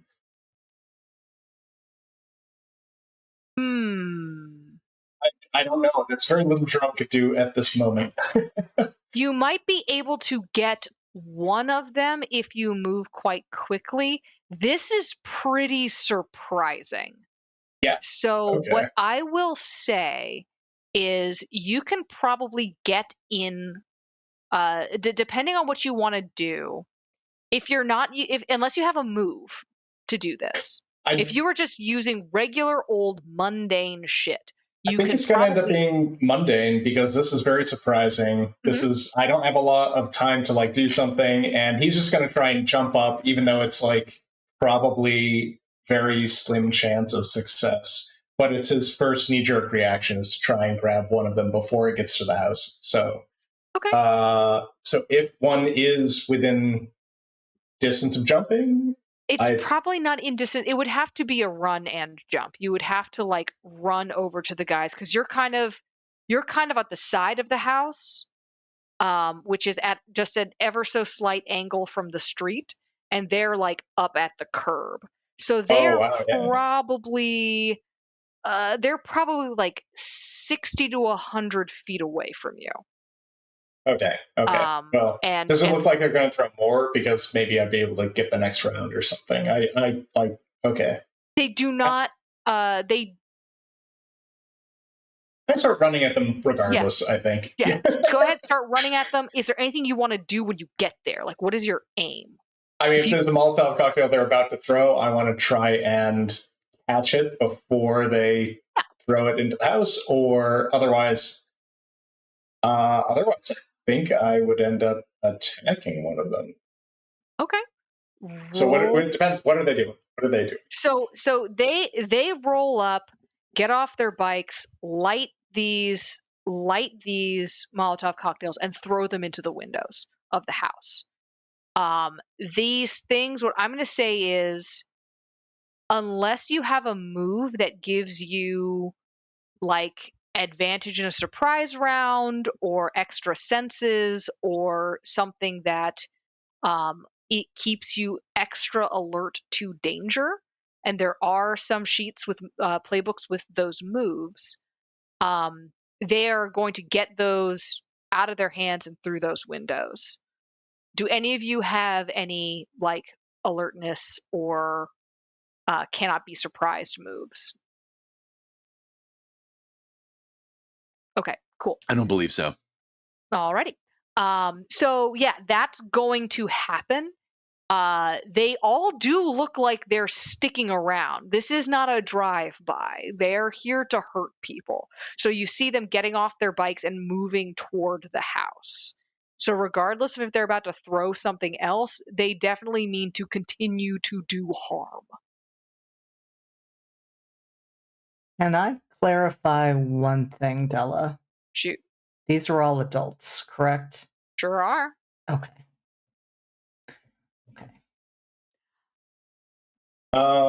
To the best of your knowledge, that some of them were wearing helmets. So again, could be teenagers, but you know, these are all people who have full agency. Okay. So even if they are people who are your age, who are the same age as you, these are people with agency and choices. Okay. I'm going to say that by the time Jerome gets there, right, like you're saying, the Molotov cocktails have been thrown, but they're not going anywhere. So he'll end up just tackling the closest one to try and get them out of the equation, I guess. Jerome hasn't put a whole lot of thought into this, so I'm not going to do anything too complicated. Okay. If you are unleashing an attack, roll with blood. Yes. Okay. That's 5, 3, 1, 9. 9. Okay. On a hit, you inflict harm as established. So you can you're basically just tackling the guy, right? Yeah. Whoever the closest one is, yes, just tackling. And I guess if I succeed in tackling, then I'm going to start like swinging at them. So yeah. Okay. That doesn't do like. So what you can do is you can inflict terrible harm, which essentially doubles the amount of harm you can do. Or you can take something from them. In this case, you could say that you take their uprightness from them or their ability to move, or you could grab something off of them. I mean, I'm okay with inflicting terrible harm. Like that's fine. That's basically the intent here. So like, if I happen to do that while lunging at them, then yes, absolutely. And so how does that work? Because I don't think I was really as involved in the last fight as some other folks. Yeah. So with just your fists, I think you can really only do one harm. with just tackling someone into the ground. So you might be able, if you want to inflict terrible harm, you can do you'll basically do 2 harm. Okay. Well, that's what I got, so I guess that's what I'm doing. Okay.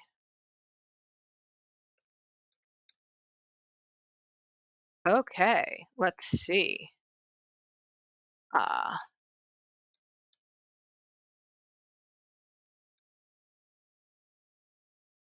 All right.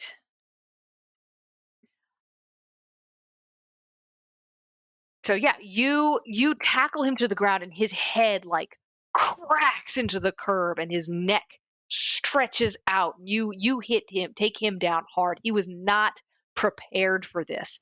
Now, you also get to pick one. You are either on 9, either they inflict harm on you or you find yourself in a bad spot. Oh, okay. I get to choose? Yes. Interesting. Then I will find myself in a bad spot because this was pretty unplanned. And let's say that, yeah, I didn't really think this through. So, yeah. So you tackle him to the ground, and you're like wailing on this guy, and he is hurt, but you are on the ground next to 2 other people who are now looking at you. Yeah, this seems like a Jerome move. Okay. All right. And one of those people is going to grab the back of what are you wearing? Do you remember what you were wearing? Oh, I have on one of my nicer sweaters. I think it was a gray and black and gray striped sweater. Yeah. One of them is going to grab you by the back of your sweater, haul you into the air, like haul you up bodily, and is just going to punch you straight in the face. Okay. And you are going to take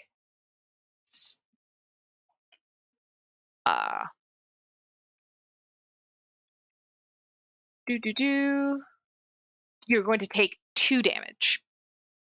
If you have armor, that will mitigate it. I do not currently have armor. Wait, where's my damage tracker?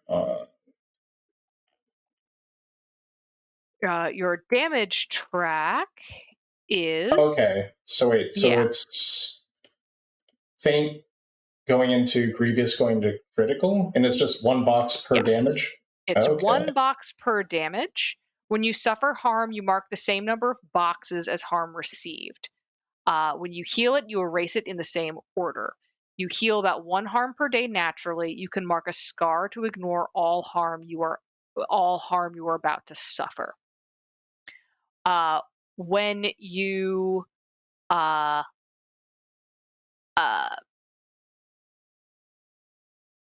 basically, when you mark the box of a new tier, you're going to write a description of the injury on your sheet. If you ever need to mark harm and can't, in this, you are basically hospitalized. Typically in Urban Shadows, you straight die. But we're playing high schoolers, so you are instead hospitalized. Okay, so two harm is actually a significant amount of harm. Yeah, you hit this man so hard he fell down and like sprained his neck. This man just punched you in the face that hard. This is not obviously a human. Okay. So if I take a scar, that would keep me from having those 2 harm, right? Yes. So it's if in this instance I took a scar, it would just be for these 2. But if I took one later, it wouldn't like erase everything, right? Yes. Let me see.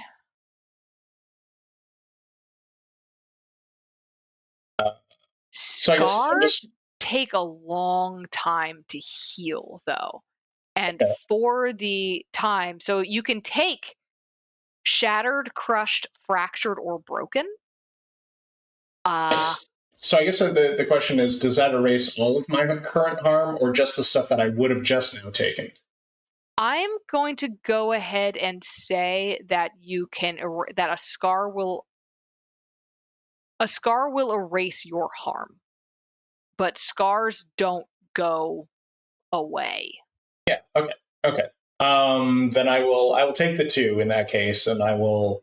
If I am going to take a scar, it'll be I'll wait until later. Okay. All right. Cool. Thank you for clarifying. Yep. I don't know if this is exactly how it's supposed to be. If you want to get in the comments and tell me how bad I am at running Urban Shadows combat, you're correct. Let me know. Let me know how badly I'm screwing this up. One day I will read a source book, but that day was not recently. Next up, so we've had one of these guys has been tackled. One of them is currently holding Jerome by the scruff of his neck. And the house is on fire. People are starting to screech.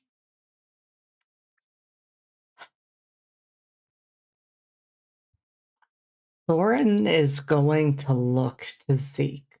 Soren looks very conflicted because obviously there are a bunch of teenagers in this house, and also this is in retaliation to a hate crime.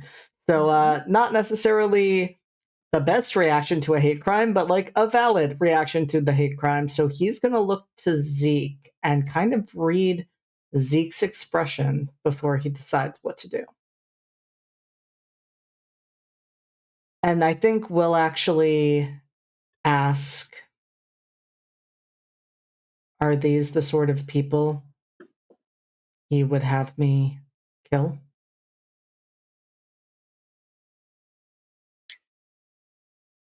These people believe that they are punishing a crime. I will not stop you. I will not stop you from preventing harm. But these are not the people I am interested in.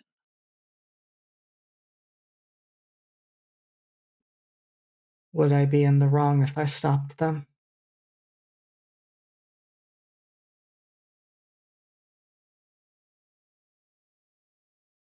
Zeke does not pause. I'm pausing. I think Zeke just kind of like gives you like a little foxy shrug. Zeke is not interested in right or wrong or justice. Zeke is a creature. In this moment, you know that Zeke is a creature of vengeance. And you're looking at this and you're like, this is a cycle of vengeance starting up. And you can kind of start to feel that excitement coming in of like, yeah, this is a cycle of vengeance. This is the kind of thing that like Zeke kind of is. So whether or not these people hurt these kids is kind of immaterial. What matters to Zeke is that vengeance is done. They've set the house on fire. Maybe that's enough. I'd like to roll with Vigilante. Do it, my guy. Would you like to tell everybody what Vigilante does? With Vigilante, I roll with blood, and during the fight, I can hold a certain number of actions depending on what I have rolled. One of those actions is just to straight up start murdering people. Start murdering people. All right, what did you roll? I just rolled a 12. Sick, hold 3. Would you like to, in this moment, spend one of those holds? You have, there are 4 people that you can see. There is the guy who's standing there, who introduced himself as Bob. and who you suspect is probably one of the aforementioned cousins. Looks nothing like Katerina. Who knows? Vampires are weird. And just sort of standing there looking on like, oh, it's a nice night out for a fire, I thought. And then there's the three motorcycle guys. One of whom is on the ground, kind of going, fuck, and the other of whom is holding your friend. The other of whom is moving toward the house. Okay. Soren is going to look at Bob and say, Romans 12:19. Vengeance is mine. I will repay, saith the Lord. And he's going to smile at Bob and say, well, Bob, that's your name. The Lord isn't here, but I don't mind staining my hands with your blood. And then he is going to go straight for the guy holding Jerome, and he is going to straight up murder him because that man is hurting his friend right now. How do you do it? Soren comes in not unlike the way he went after the man at the mall.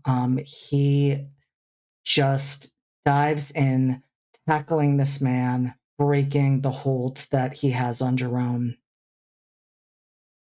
And then, as the man lays there on the street, he grabs his head and he just starts slamming it down onto the pavement again and again and again, to the point where it is overkill. This continues way beyond the point where any person, at least, would still be alive.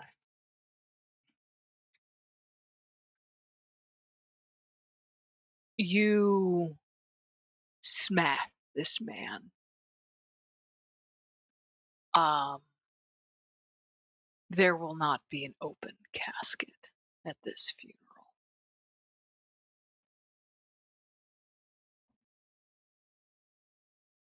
You feel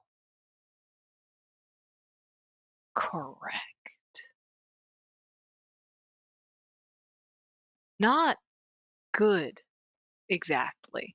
Not like the promise that that first hit of cocaine gave you. It's not that. It's not that like widening eyes and like promise of good things. It's just like, yes, this.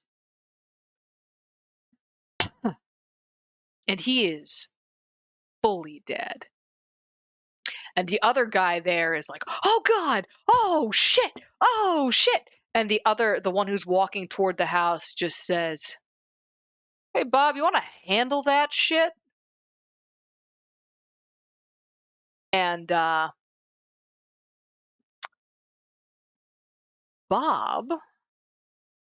does anybody else have something they want to do before Bob? I actually think no. I think that Sefer is. I think that the fire has momentarily sort of paralyzed Sefer with indecision. Mm-hmm. Yeah, you are starting to hear screams as people realize that something bad is happening. Bob is going to shout out, stop. JD, roll with mind. Fuck. Okay. I mean, Imogen was gonna just go inside and call the fire department because good kid, but that not that. Oh shit. Yeah. What'd you get? Got a 2. Got a 2? Oh, I got a 2. Wow. You freeze. He says stop, and you freeze. You are in this moment.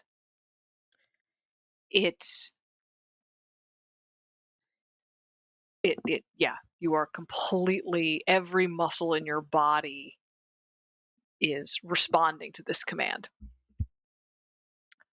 Yeah, Imogen, Sefer, you guys got stuff? Imogen, you want to run in and call the fire department, or? Yeah. All Yeah. right. Yeah, it doesn't seem like it's gonna do much, but it's either that or her dad. Okay. Yeah.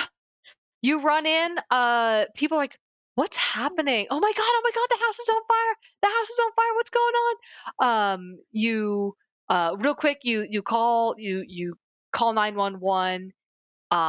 They get the address down. Do you tell them, what do you tell them on the phone? Oh my god. I'm at insert location here. We're oh my god, Ma'am? holy shit. Fine.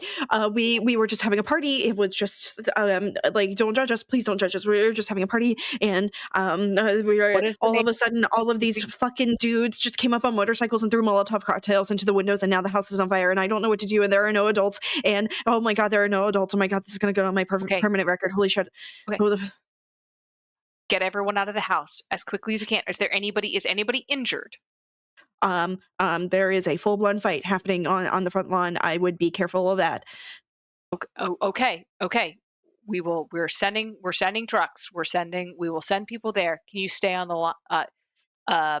She does not tell you to stay on the line. The house is on fire, and there are only landlines in this world. Are you currently in the house? Yes, I'm currently in the house. Get out of the house. Get out of the house now. If you can find another way, another house to contact us from, you please do, but do get out of the house now. Get everyone out as fast as you can. Do not stop to collect anything. Just go. We're sending people to your location as soon as we can. Okay. And I think Imogen tries her best to like use the voice she doesn't usually use among people and just like really dig in deep to that diaphragm and just start yelling like, get the fuck out of the house. And like, I didn't want to scream in the microphone. Get the like, and then just try to herd as many people as possible into the backyard so that we can start like escaping that way away from the fight. Good idea. Great idea. I would love a keep your cool roll, which is with spirit, Yes. I believe. Yes. That's an 8. Sick.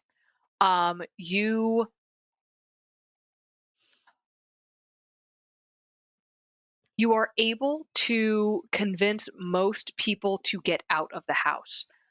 It does what it costs you at this point is staying in the house longer yourself. It's starting to fill up with smoke. You are going to take one harm from smoke inhalation. Okay, I'll accept that. Yep.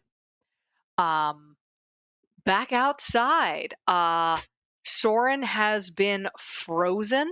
The other guy comes up to the house, knocks on the door, kicks it in, and more people. Imogen, you hear more people scream, and you hear him say, "And I'll huff and I'll puff and I'll blow this house down."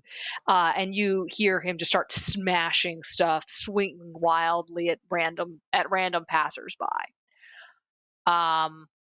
Bob, meanwhile, uh,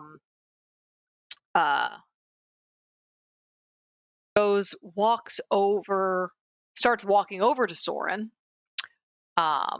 Does Sefer do anything? You got anything you want to do? You are muted. You actually put yourself back on mute. You know what? I sure did, didn't I? I'm very good at streaming. Yeah. I think at that moment, with Soren frozen and someone else sort of moving in to attack them, that sort of breaks Sefer out of their momentary paralysis, and they will attempt to intervene. All right. What do you do? I think that Sefer is going to try to interpose themselves between Soren and the vampire that is approaching them, and I think will still attempt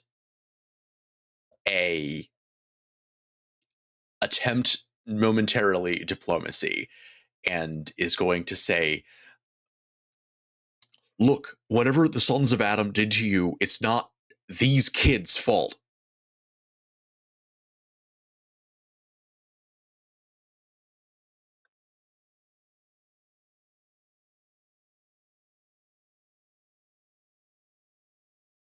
Messages gotta get sent.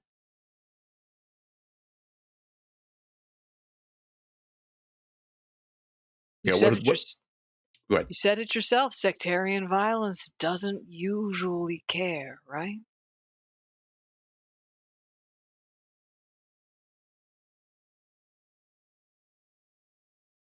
Okay. At that point, I guess Sefer is, so as I mentioned before, Sefer usually is pretty like hunched over.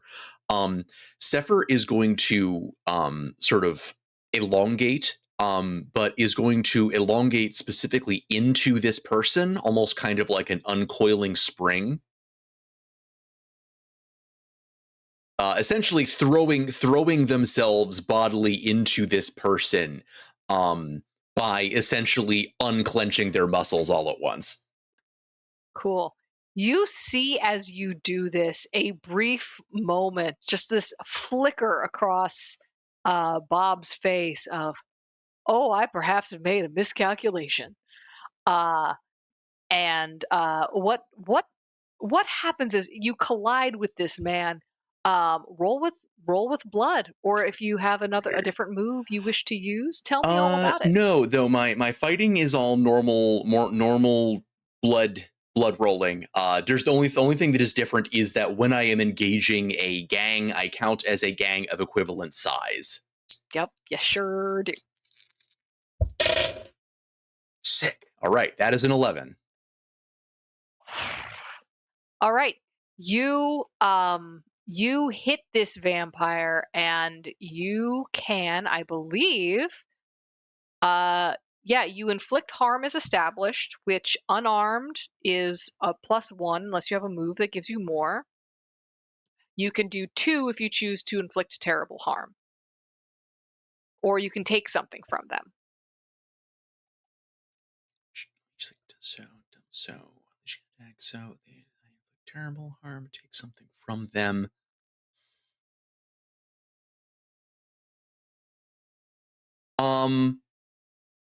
So Sefer isn't really sure how this whole vampire mind control thing works. It doesn't even know if this is this Bob that I've done this to who did This the is mind Bob. control. This is Bob. Okay, This so is Bob Bob was the one who did the mind control thing.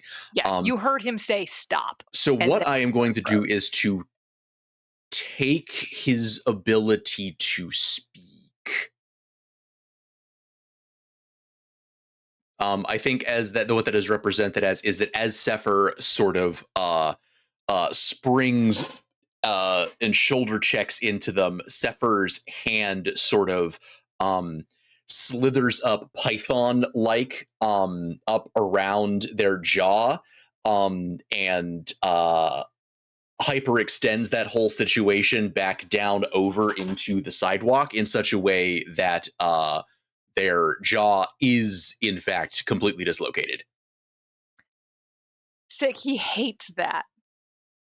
He hates that. Yeah,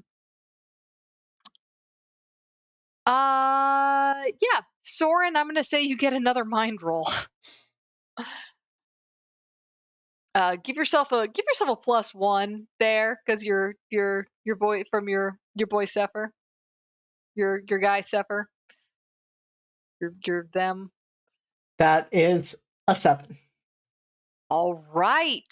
So you are going to take a -1 to your next action from just being slowed by this, but you are able to shrug off the mind control. All right. Yeah. Bob is down and does not get to inflict harm on them because you, Sefer is, you rolled so well. He does not get to inflict harm upon you, and you are not in a bad spot. You just crush it. It being his whole the lower half of his face, The whole situation, like I the said. whole mandibular situation. Uh Speaking of mandibular situations, what's Jerome up to? Someone just did murder right next to you. Somebody just did murder right next to me. In fact, took somebody out of like that was holding on to me, and then just took them out. Jerome is not super affected by this yet. Maybe he will be later. But he also just got just really just slammed in the face. He's got blood coming out of his nose. One of his eyes is probably going to start puffing up soon. But he's like on his feet. The other guy's down. Soren just like annihilated him, and then he heard Bob say stop. But to him, he didn't notice with all this going on that the Soren actually froze in place. He just thinks Bob is like, "Hey, stop," and he goes careening into the house after other guy who just went through the door and is like attacking people inside. So Jerome is basically doing the same sort of thing that he did previously. He's just running, careening into another person in the house. And I will again try to inflict terrible harm, unleashing an attack. Okay. So I'm going to say, as you're running in, you feel things slow, and you hear a voice in your mind saying, I can help. Ivy,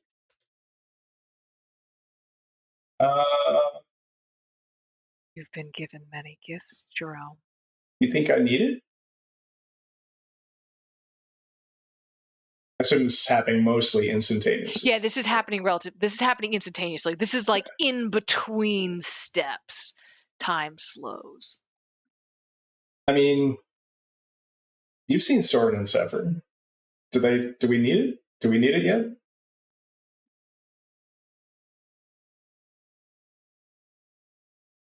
How many hits do you think you can take on your own?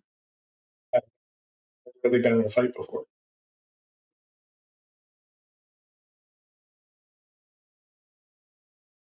If you think I need it, I will defer to your wisdom. Okay. If you want to take Ivy is suggesting you take your demon form. Oh, I know. You don't have to. She's not saying you must. She's merely reminding you that it exists and that you just got your shit wrecked by one punch. That is true. That is true. I'm still going to gamble. This is still something that Yeah, Jerome has not gone through this before. This would be an entirely new thing, and maybe he is hesitant to embrace that. Understandable. So this was in the back of his mind that there might be something else, but he's not there yet. So I don't know, Ivy. I think I could do this. I think I could do it. But if you see me fall, will you be there to catch me?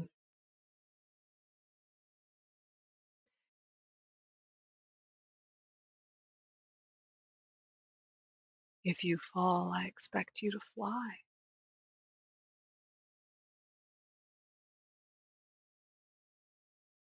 Okay. And Jerome careens into the back of this guy that's just rampaging through the house. Yep. All right. Yeah, you get him. You get him. Roll blood.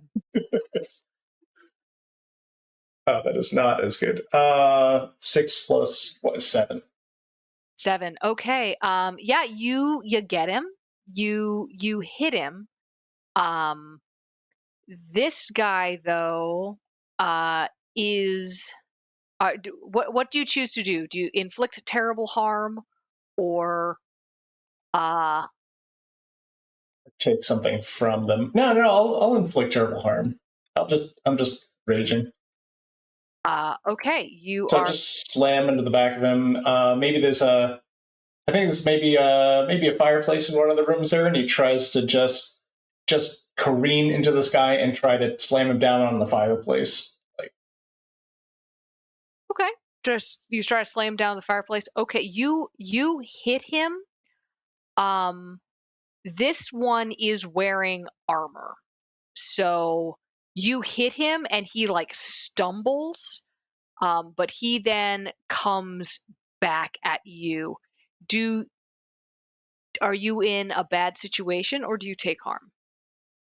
Do you allow him to harm you?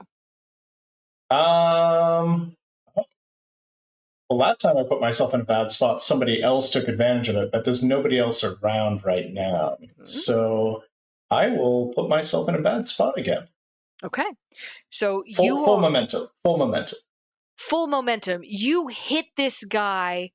Now what happens is you hit him and you like yank the helmet off of his head. He's like wearing a motorcycle helmet. You pull the helmet off of his head. Some of his hair comes with it. And you like flailing wildly, like catch him in the face with your boot, like as you're like fully like tumbling over his shoulder onto a couch. But now again, you're kind of like on the floor with your feet up on the couch, like looking at this guy who's now just like, what the fuck? What was that? Also, the house is on fire. And you see, he looks at you and he's like, what was that? And you see he starts to change in front of you. And you see his canines getting longer and indeed everything becoming substantially more canine. The hair on his face, the beard on his face starts to cover more of his face. His arms elongate, his mouth becomes inhuman, his face stretches to become a feral muzzle. A saw blade of hair runs down his back into his motorcycle armor, and he looks at you and just says, "That was a mistake." Uh, and we will go back outside. I guess in Imogen, you can see this. Uh, because you're still trying to hustle people outside. People are acting like fucking chickens. Um, Just turkeys. yeah, Straight up turkeys. just straight up turkeys. It's like literally none of these people remember to stop, drop, and roll, or that's all they remembered, and they have stopped, dropped, and rolled while not actually being on fire. No, because they're actually rolling is the thing. It's a problem. It's a problem. So yeah, you see this happen. Like you're like standing by these glass doors, these sliding panel glass doors of their living room, where Jerome just launched himself at this apparently werewolf and fell down the couch. And now the werewolf is not looking at you. definitely looking at Jerome. But yeah, house is on fire, your lungs hurt, this happened. Is there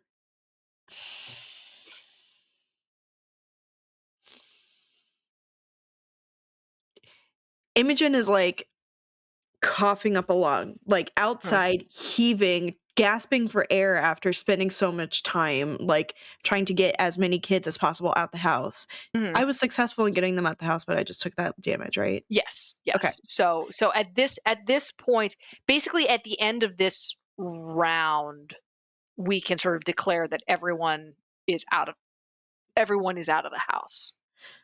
Okay. Great. Wonderful. So as everyone is like filtering out the house, Imogen is they're gasping for air, like just doing everything possible to just get as much oxygen in their lungs as possible. And maybe is as they're like looking around frantically trying to just take a breath and just keep a hold of like staying conscious from that. Do they see any silver? Anything silver in this backyard? I mean, if this is a police chief's house. Ooh. This your sheet. Boo. I mean, these are rich people. I mean, don't they have like a silver like fountain like pouring into the pool or Yeah, real quick roll with mind. just flat roll with mine? Unless you have something to give you a bonus.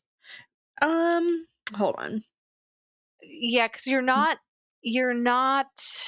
I'm not appraising anything. Yeah. yeah, you're not appraising anything. You're not there's no need to ask questions. You're just actually, you know what? I think this is a keep your cool. I think this is a keep your cool move. You could push it to be a let it out move, but I think in this situation this is keep your cool, so actually roll with spirit. Okay. Roll with spirit. Uh-huh. That's a 9. Okay. So, yes, there is silver in this room. You see on the fireplace, the fireplace like mantle, you see there's some what like silver like candlesticks, like sitting there like as part of like a decoration. Here's what it's going to cost you though. The werewolf is in between you and the silver. That silver is behind those guys. There might be other silver in this house. You could keep looking. It will take more time.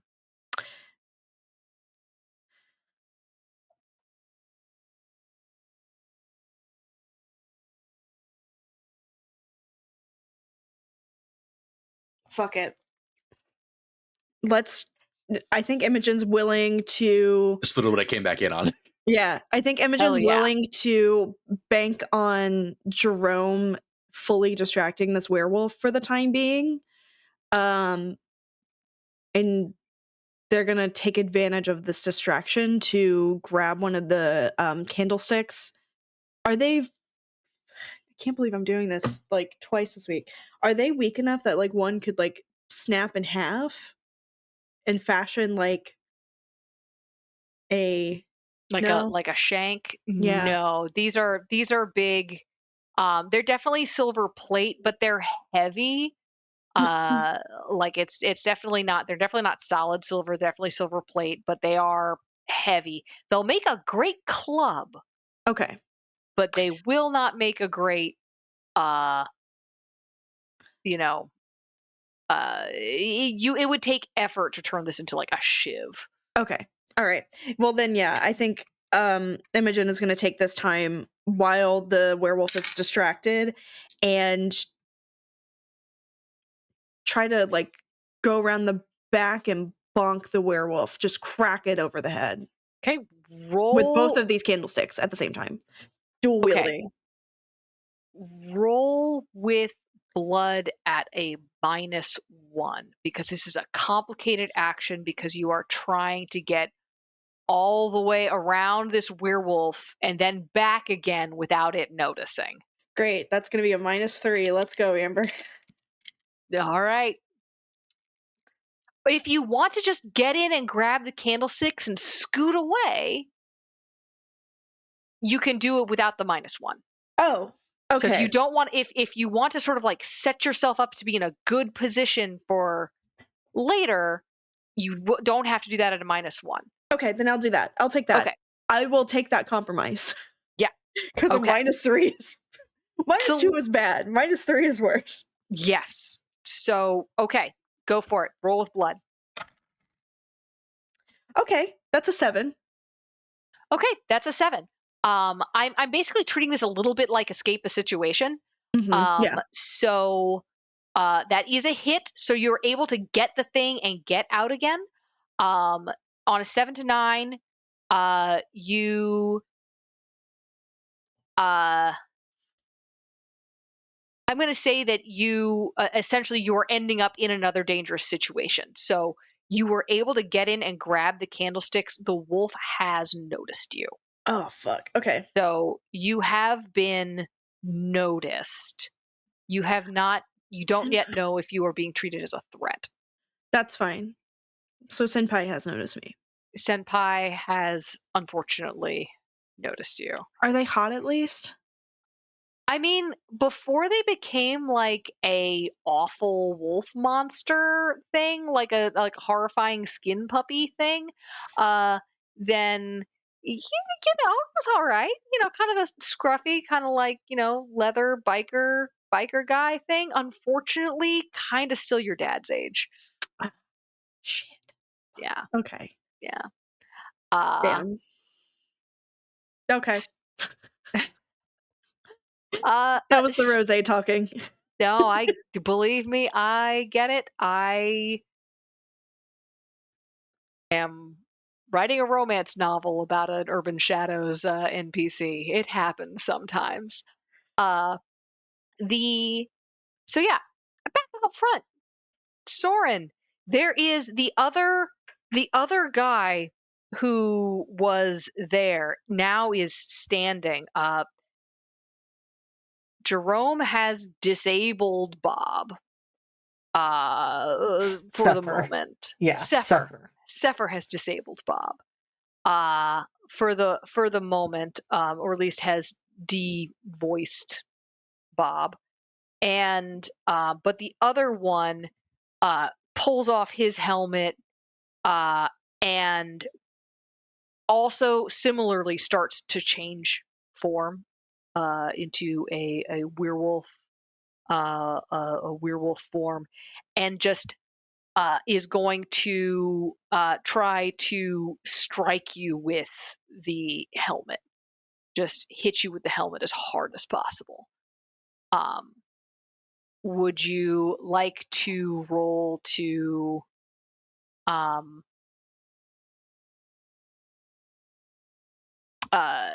do you have any moves to get out of the way, or are you just going to take it?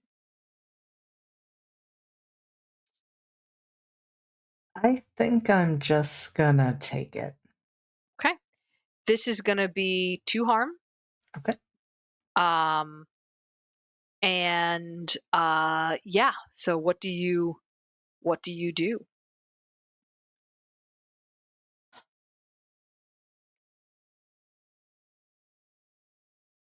Soren is.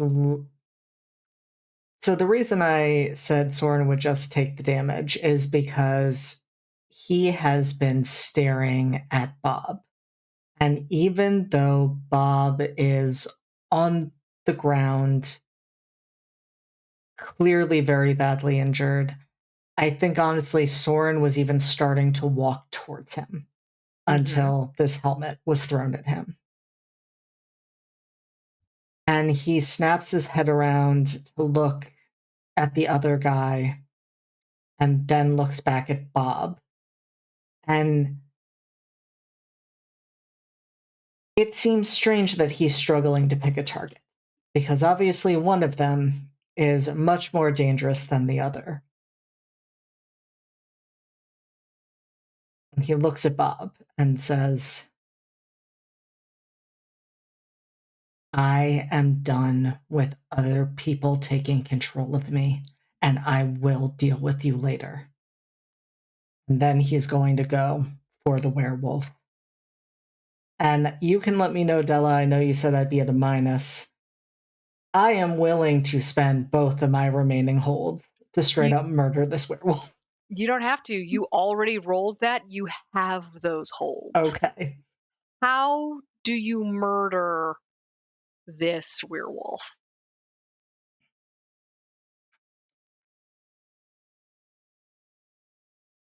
In an absolutely brutal, horrifying display. Soren still doesn't remember exactly what happened to him that night, nor is he 100% sure that it was the fault of the werewolves. But he has been told enough times that it was the fault of the werewolves, that this werewolf is standing in place for the ones who killed him that night. And he uses his teeth, his nails, everything he can to inflict damage until this werewolf is no longer moving.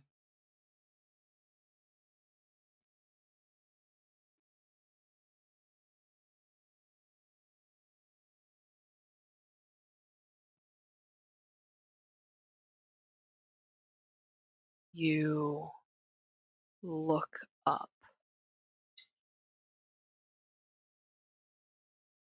Coming back to yourself for a moment, and you see Zeke next to you, in front of you, and next to you. Zeke, his muzzle buried in this man's rib cage, and both of you with heart flesh in your teeth.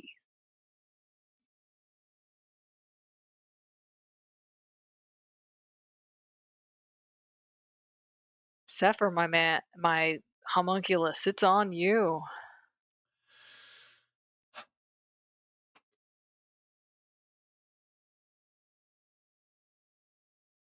All right. So everyone is out of the house at this point. I don't know if you know that. They're definitely all going on Imogen's word, they're going back. So they're like going over the back fence into like somebody else's yard and like filtering around. So you don't necessarily know that everyone is out of the house. But using your various senses, you're able to tell that there has been movement away from the house or that evacuation has begun. Okay. And Soren just murked a werewolf. Yep. Cool. How's Bob doing? Bob's not happy. Bob's probably going to bite you. Well, Bob's going to, press his upper teeth onto you. He doesn't have a lot of jaw strength. He doesn't have a lot of jaw left. Yeah. But and it's just Bob that's left out front at this point? Yeah, at this point it's you, Bob, and Soren. And Zeke, I guess. The fox that wears reality wrong, which you just saw burrow into a man's chest. Yeah, I could love that more. You know? Say,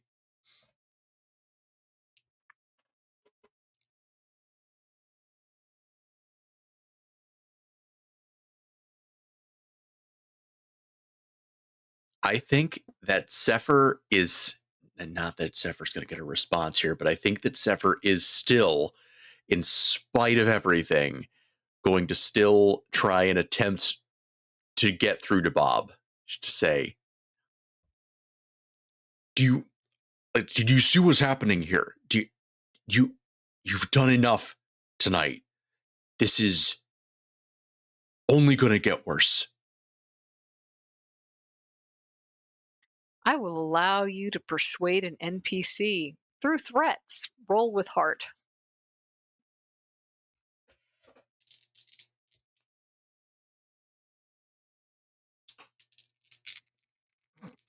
Not my most ideal stat, but I will use. We'll see. Let's see what I roll. Do I have to choose if I'm using a +1 forward before or after I roll? Let's say before. Okay, I will go ahead and I will cash in the +1 forward that I've had hanging out from a donation. Yes. To mitigate slightly my -2 heart. So All right.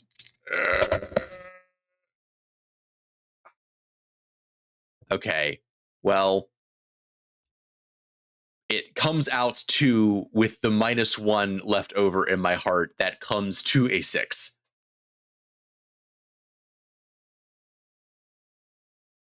Does anyone want to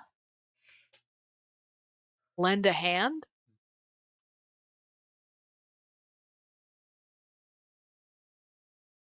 Amber, you're muted. I'm aware. I'm doing a voice memo to my Oh, partner. I'm sorry. Does anyone want to lend a hand? I don't think there's any way that Jerome would be aware of anything going on out front right now. I feel like this is an option for Soren to lend a hand. I think Soren is the only one who could possibly lend a hand, and very easily could. To do that, Soren, you would roll with Sefer's faction. And their faction, Okay. I believe, is wild. I believe that is correct. Let me double check that, but I'm 90% sure you're correct. Yes, wild. Yes. Wild.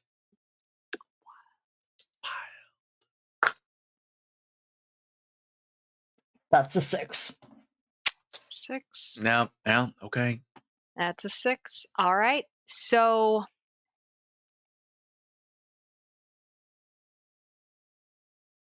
what is it that you want to have happen? I would like for this guy to just leave without my having to continue to do karate on his body.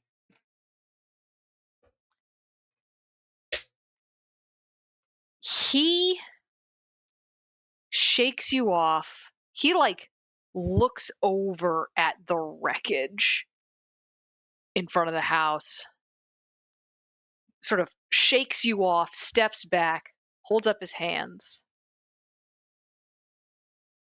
snaps his jaw with a really upsetting sound back into place. And he says,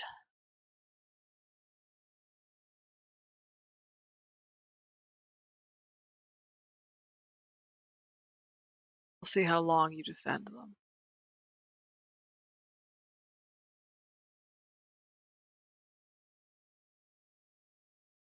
Do you think any of them would defend you? And he is bats and is gone. That's Again, vampires, sometimes they just be bats and fly away. It's one of the most annoying things that vampires can be, is bats. honestly, I'm so jealous. I too would like to explode into a swarm of bats to escape an awkward situation. It would be so handy. I don't know that I would ever be person if I could be bats. Could just be many bats. Literally, when Matt Berry's character and What We Do in the Shadows speak, just bat. Bat. That's what I want. Yes, it's important. So yeah, he is bats and he flies away. There is still a werewolf in the house, and that werewolf is looking between the two of y'all. And Jerome, unless you do something, going to try to grab your leg and hit Imogen with you. Gonna hit a motherfucker with another motherfucker. He's gonna hit a motherfucker. I'm gonna see how that turns out. I'd like to see how that turns out. I mean, you're gonna have to escape a bad situation. Roll escape a bad situation, because otherwise it just kind of happens. Wait, do I get to say it? You also, well, you can, you can also Am try I to roll a, you can try to roll with blood or roll keep your cool to dodge. am I going to be able to retaliate after this happens? Because that's Yes. really the question here. Oh, Okay. yes. Okay. Oh, yes. But he Then is, I will what, attempt to escape, and we'll see how that pans out. yeah. Yeah, you know what? I will escape a situation. That I is don't a want to get 7. hit. That is a Okay. 7. Okay. So on a 7 to 9, you are able to escape. He is on it. He grabs your leg, and you see what he's about to do. So you don't need to roll escape a bad situation because he succeeded, Amber. Um, You don't have to dodge my body you being don't have to flung at you. dodge. Fine. You You know, don't it's have to fine. dodge. Dive, roll, and dodge. You are able to sort of kick yourself away, but you have to choose two. You suffer harm during your escape. You end up in another dangerous situation. You leave something important behind. You owe someone a debt for your escape, or you give in to your base nature and mark corruption. Oh. So you have to pick two of Oh. those. Not Oh. you, Imogen. This How? is Jerome. Yeah. Okay. So I like this. I enjoy this. Because I think I'm going to suffer harm and give into my base nature and mark corruption. Cool. Right? And that'll allow me to do a corruption move? Yes? Or no? No. Oh. You mark corruption. Once you've fully taken, once you've taken 5 corruption, you can take a corruption move. Will this be your 5th corruption? Wait. Is that right? Yes. Oh, I see. I've been marking that off wrong. Okay, there we go. All right. Yeah. Neat. Yeah, you fill that Um, corruption track, and then you have 3 options to take a corruption move from your sheet. yeah, One no, I option. misunderstood that. Okay, that's Yeah. fine. Yep. Then yes, I still think that's fine. I just thought, yeah, I didn't see that other track there, and I've been marking them down a little bit wrong. So that's okay. That's okay. So yeah, okay. So I'll take harm. How much Mhm. harm would I be suffering here? You're just taking one. Basically, it would be he grabs your leg to shove you, you kick his hand, but he like rakes the bottom, like you get like a nasty deep cut on your calf. Okay. So that brings me up to I am grievously wounded at this You are point. grievously Yes. wounded. And then I will mark. Okay. Yes. Okay.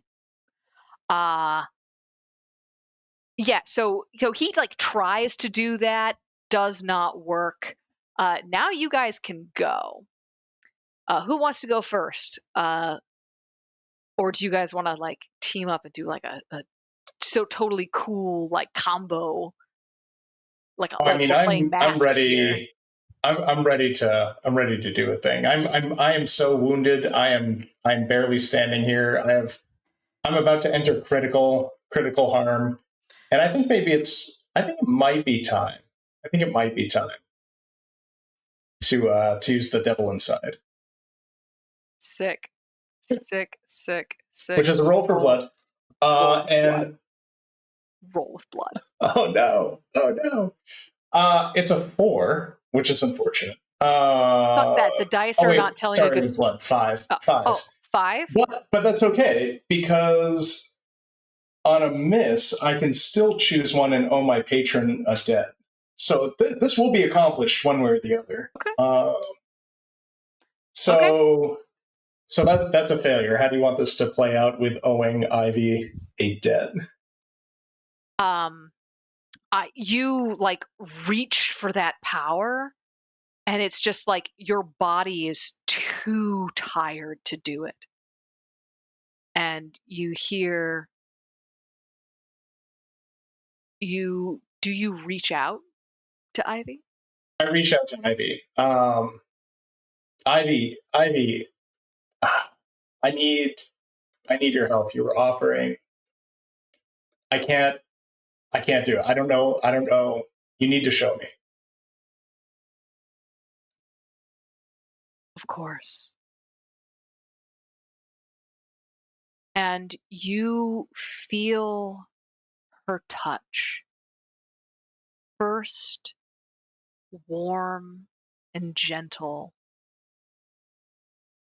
like sunlight, then searing like fire.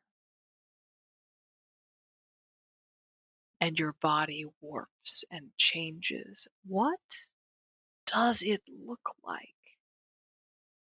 Jerome embraces that searing pain, knowing that Ivy only has always the best of intentions and fully embraces it. Jerome takes on this demon form, and it is a towering, grotesque humanoid. Jerome starts growing. He's just this humanoid of thorn bone vines. As he's changing, his bones and expand. They grow thorny spikes. They protrude and rip through his skin, cracking and twisting together like vines. His head and face become a massive skull ringed with thorns. His eyes are black sockets, and an unclosing mouth is a hell pit emitting the brimstone and screams of everyone he's ever led to damnation, to Ivy, to be taken away. And he is just towering in this room, this house on fire, emitting brimstone and screams of damnation coming out of this gaping, portal to hell that is his mouth.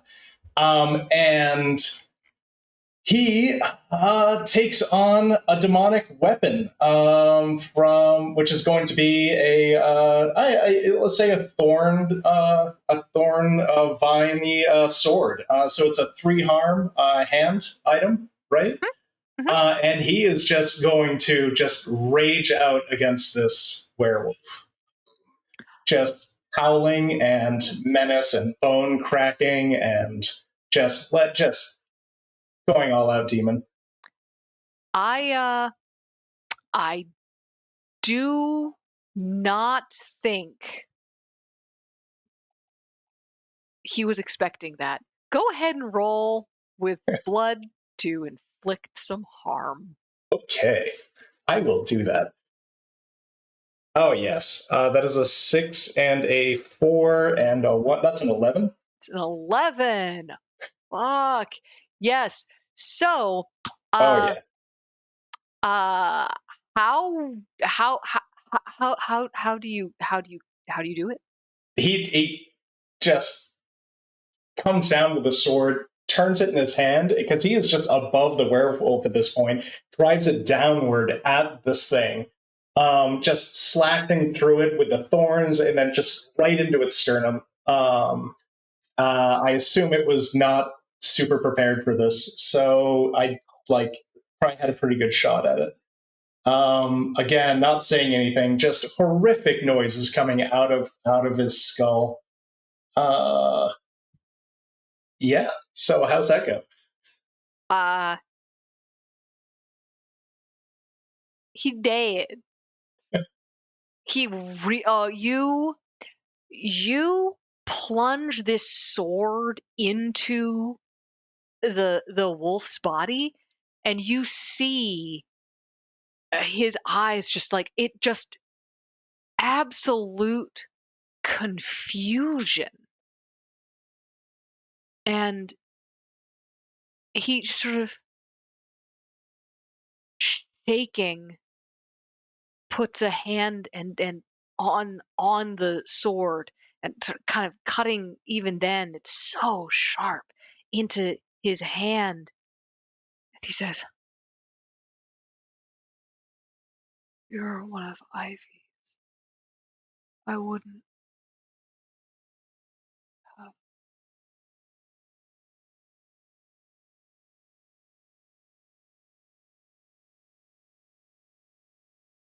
And he is gone.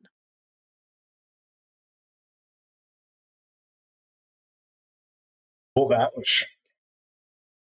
And yeah,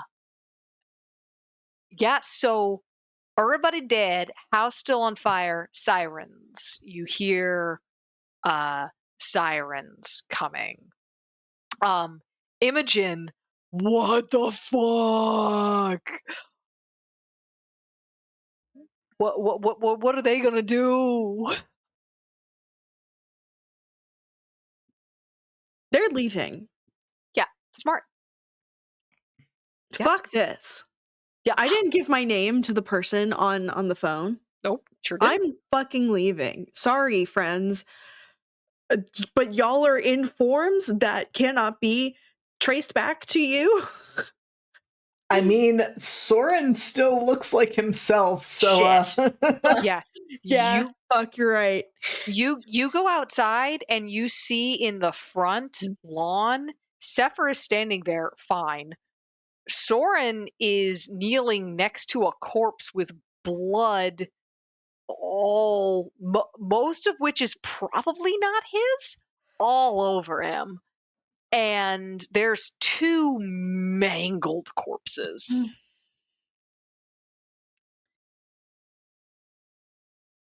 Again, you hear the sirens. Okay, okay, you know what? Imogen is going to take the hands of as many people as she can and just yell, run. Like, she's gonna take Soren, she's gonna take Sefer, she's gonna take Jerome if possible, and just fucking run as fast as their little legs can take them down the fucking street in the opposite direction of the sirens and just get out. Just get out. Because fuck getting caught here with dead bodies. I would like you all to roll a mass escape a bad situation check. I have a notion. You got a notion? So I have a notion. That might help us get away better and faster. Yeah. Hear me out. So these chuckleheads rolled up on motorcycles, right? Oh, they sure did. Yeah, they did. Yeah, they fucking did. And I do have that machine spirit move. You sure do. You sure do. It just occurred to me. So, all right, let me see. Get us out of here on these fucking. I assume these are not Harleys, but like annoying street motorcycles. Yes, annoying street motorcycles. Yeah. Oops, sorry, did not need. I got a 7, which is just enough to ask one question. And the question I'm going to ask is, how could I get you to let us ride you the fuck out of here, comrade? Well, I reckon if you wanted to, I don't know if all of y'all gonna fit just on little old me, but I reckon if you asked nicely, the rest of us would happily give you a ride home, comrade. Okay, would you like me to roll for the other motorcycles as well? Yeah, roll twice more if you get, you know. Okay, that is an 8, and that is also an 8. So Okay, great. Okay, yep, cool. All of the motorcycles are absolutely willing to putter you guys away. Now, are you taking these stolen motorcycles back to one of your houses? No. The plan here was just to use them to get us a decent distance away, quicker than we could get on foot, and then. I'm now. These are very nice motorcycles. I am not. They were good. They were good enough. They were good enough to like like, because I don't think any of us actually know how to ride a motorcycle. Like, I'm convincing these motorcycles to basically drive themselves, to be nice enough to drive themselves with us as passengers, and gonna just get us a good distance away so that I can then set them up someplace nice and out of the rain. Yeah. The cast and the crew of Life from the Apocalypse does not actually condone the theft and use of stolen motorcycles. Technically speaking, did we steal them, or did I just convince them to give us a ride? They were traveling themselves, and we just hopped on them. That they are giving of their own free will and volition. Technically, the motorcycles stole themselves. The flag Comrade. in front of their house had gold fringe on it. These motorcycles fall under maritime law, and by right of salvage, these motorcycles are yours. But plus, is it really stealing if you just murdered the owners? Exactly. Isn't that something that happens? The motorcycles are just yours. Yeah, that's right. It's called right of fucking contact. That's how will die, right? That's like. I mean, hold on. Could they have a last living will and testament if they were like vampires and thus undead? Well, the only ones who got murdered were werewolves. So okay. Technically, Bob did technically leave. Bob was bats and left. The werewolves all got in various upsetting ways. Who's riding with who? I mean, so we got someone's gonna have to hop on the back of somebody else's motorcycle. Yeah. I think there's also some amount of I did come out of my demon form. I think it was sobering to hear that werewolf would not have attacked me if I not had been like Ivy's. So I need to have a conversation with her about that. Also, I think I just tore through all my clothing. I'm just pointing that out as I think I needed to grab something from a burning house that I could perhaps wear. Sefer will hand their lorg, their comically lorg overcoat to Jerome. Awesome. Okay. to preserve Jerome's virtue. Out of shock, so Jerome just stumbles out of the house bare naked. Like what just happened? And then Sefer's like, "Oh no, here, dude." Here. Okay, I think Jerome's riding with Sefer. I think is what we've established there. Yeah. All right.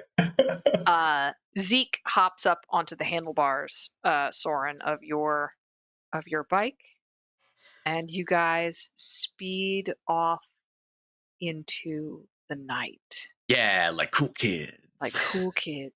Who just committed homicide. Who just had a cocaine party. I didn't. My conscience is clear. I did not kill a single. I saved lives, actually, so I'm going to heaven. All the y'all are going to hell. It's true. As Sefer warrior, Sefer didn't kill anyone. Sefer technically only committed aggravated assault and debatably theft. Oh, come on. That was mutual combat. No judge would call that aggravated assault. You guys drive away. You see the camera kind of pulls back. Fire engines come up to the Rogers residence. We hear firemen and police exclaiming over these bodies.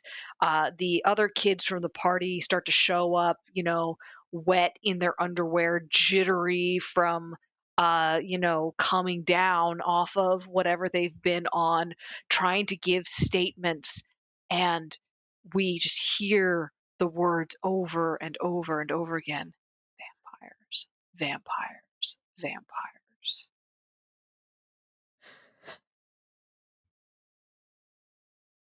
We pull back, and we refocus in very briefly at probably behind the mall where you guys dump the motorcycles, and for a brief moment you stand together, foregoing back your own ways. What do you say?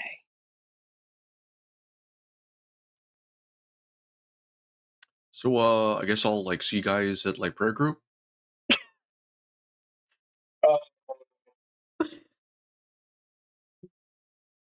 I guess. Yeah, I'll get you your coat back later. Oh, I've got like a whole closet full of them. It's fine. You can keep it.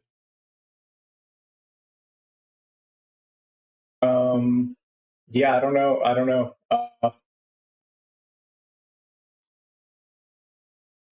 Okay.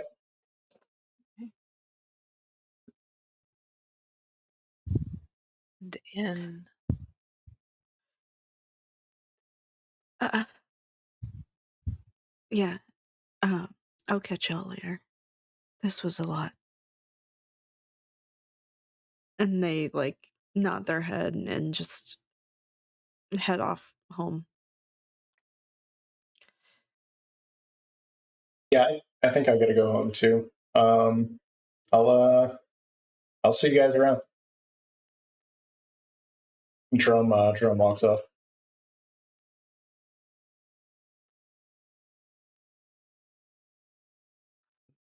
Which I suppose leaves Soren and Sefer and Zeke.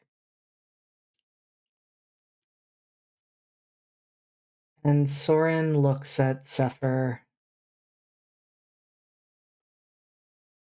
and says, "It's just going to get worse, you know." Yeah. Probably a lot worse now. We don't have to stay here.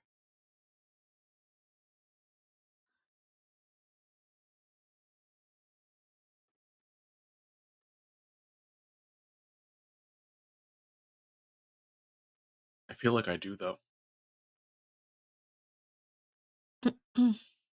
Why?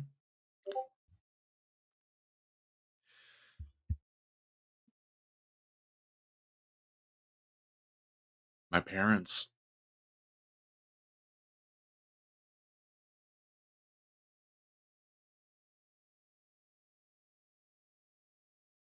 Do your parents love you, Sefer? Yeah, I know they do. And I'm How? How do you know that?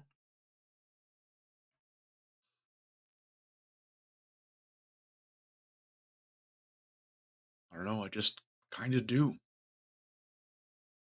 They they put everything on the line for me.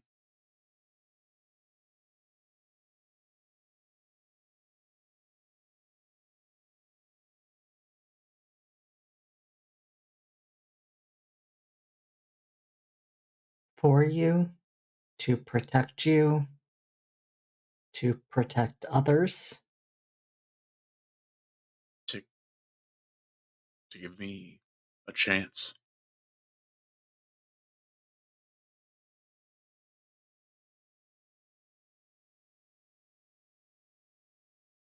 And I hope you make the most of that chance. Sefer. I think I may have to go pay my family a visit. And Soren turns to leave.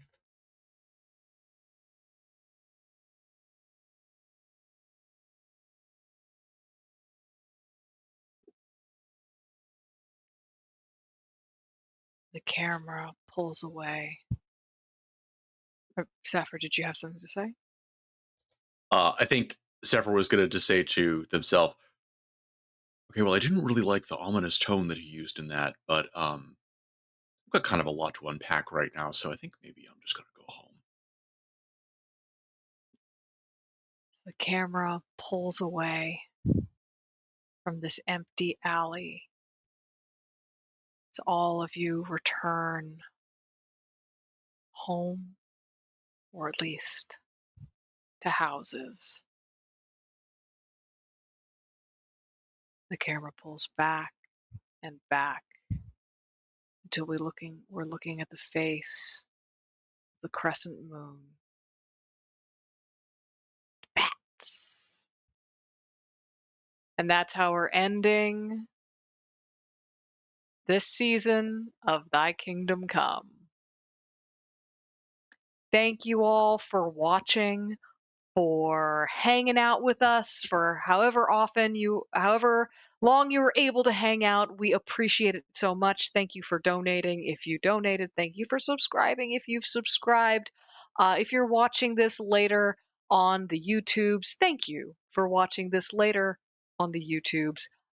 We appreciate you so much. At this point, it is late at night. We're going to run through and do our little outros. And you can watch this space to see when we'll be back.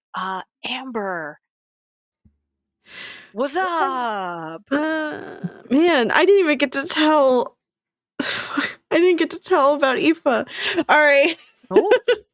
It's okay. Hi, everybody. I'm Amber, also known as the Space Jamber. I'm a 3-time NA-nominated TTRPG writer, editor, podcaster, and streamer. And for some reason, my neighbor is yelling outside. It's 11:30 on a Thursday. Shut up. You can find me anywhere there's internet at the Space Jamber. And you can also find me tomorrow night with JD at here at Live from the Apocalypse, playing a season. Not tomorrow night, sadly. We are off for 2 weeks. Sick. I get my Friday night back. I'm gonna get high as hell. Never mind. Hell yeah. Okay, great. Never mind. Thank you, JD. Thank you, Della. Bye. Thank you, Amber. Bedlam. Hello, I have been Bedlam, and will continue to be. And you can find me right here at some point. We will continue this, I think. And I've really enjoyed playing Jerome. I hope you've enjoyed watching Jerome. Yeah, there we go. That's it. Fabulous. Brendan. Hello. Yes, it has been me. I have played Sefer this evening.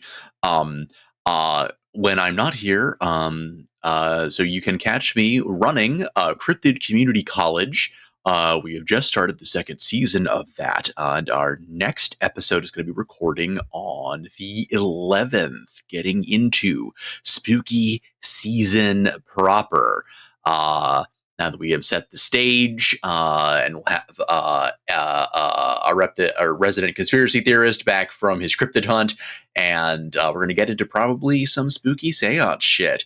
Also, you can catch me as another muscle-bound weirdo, Alex Sandowski, aka Victory, the legacy over on Academy H, our Masks Actual Play podcast, which I think we are working on bringing back in the near future so we can wrap up our season arc.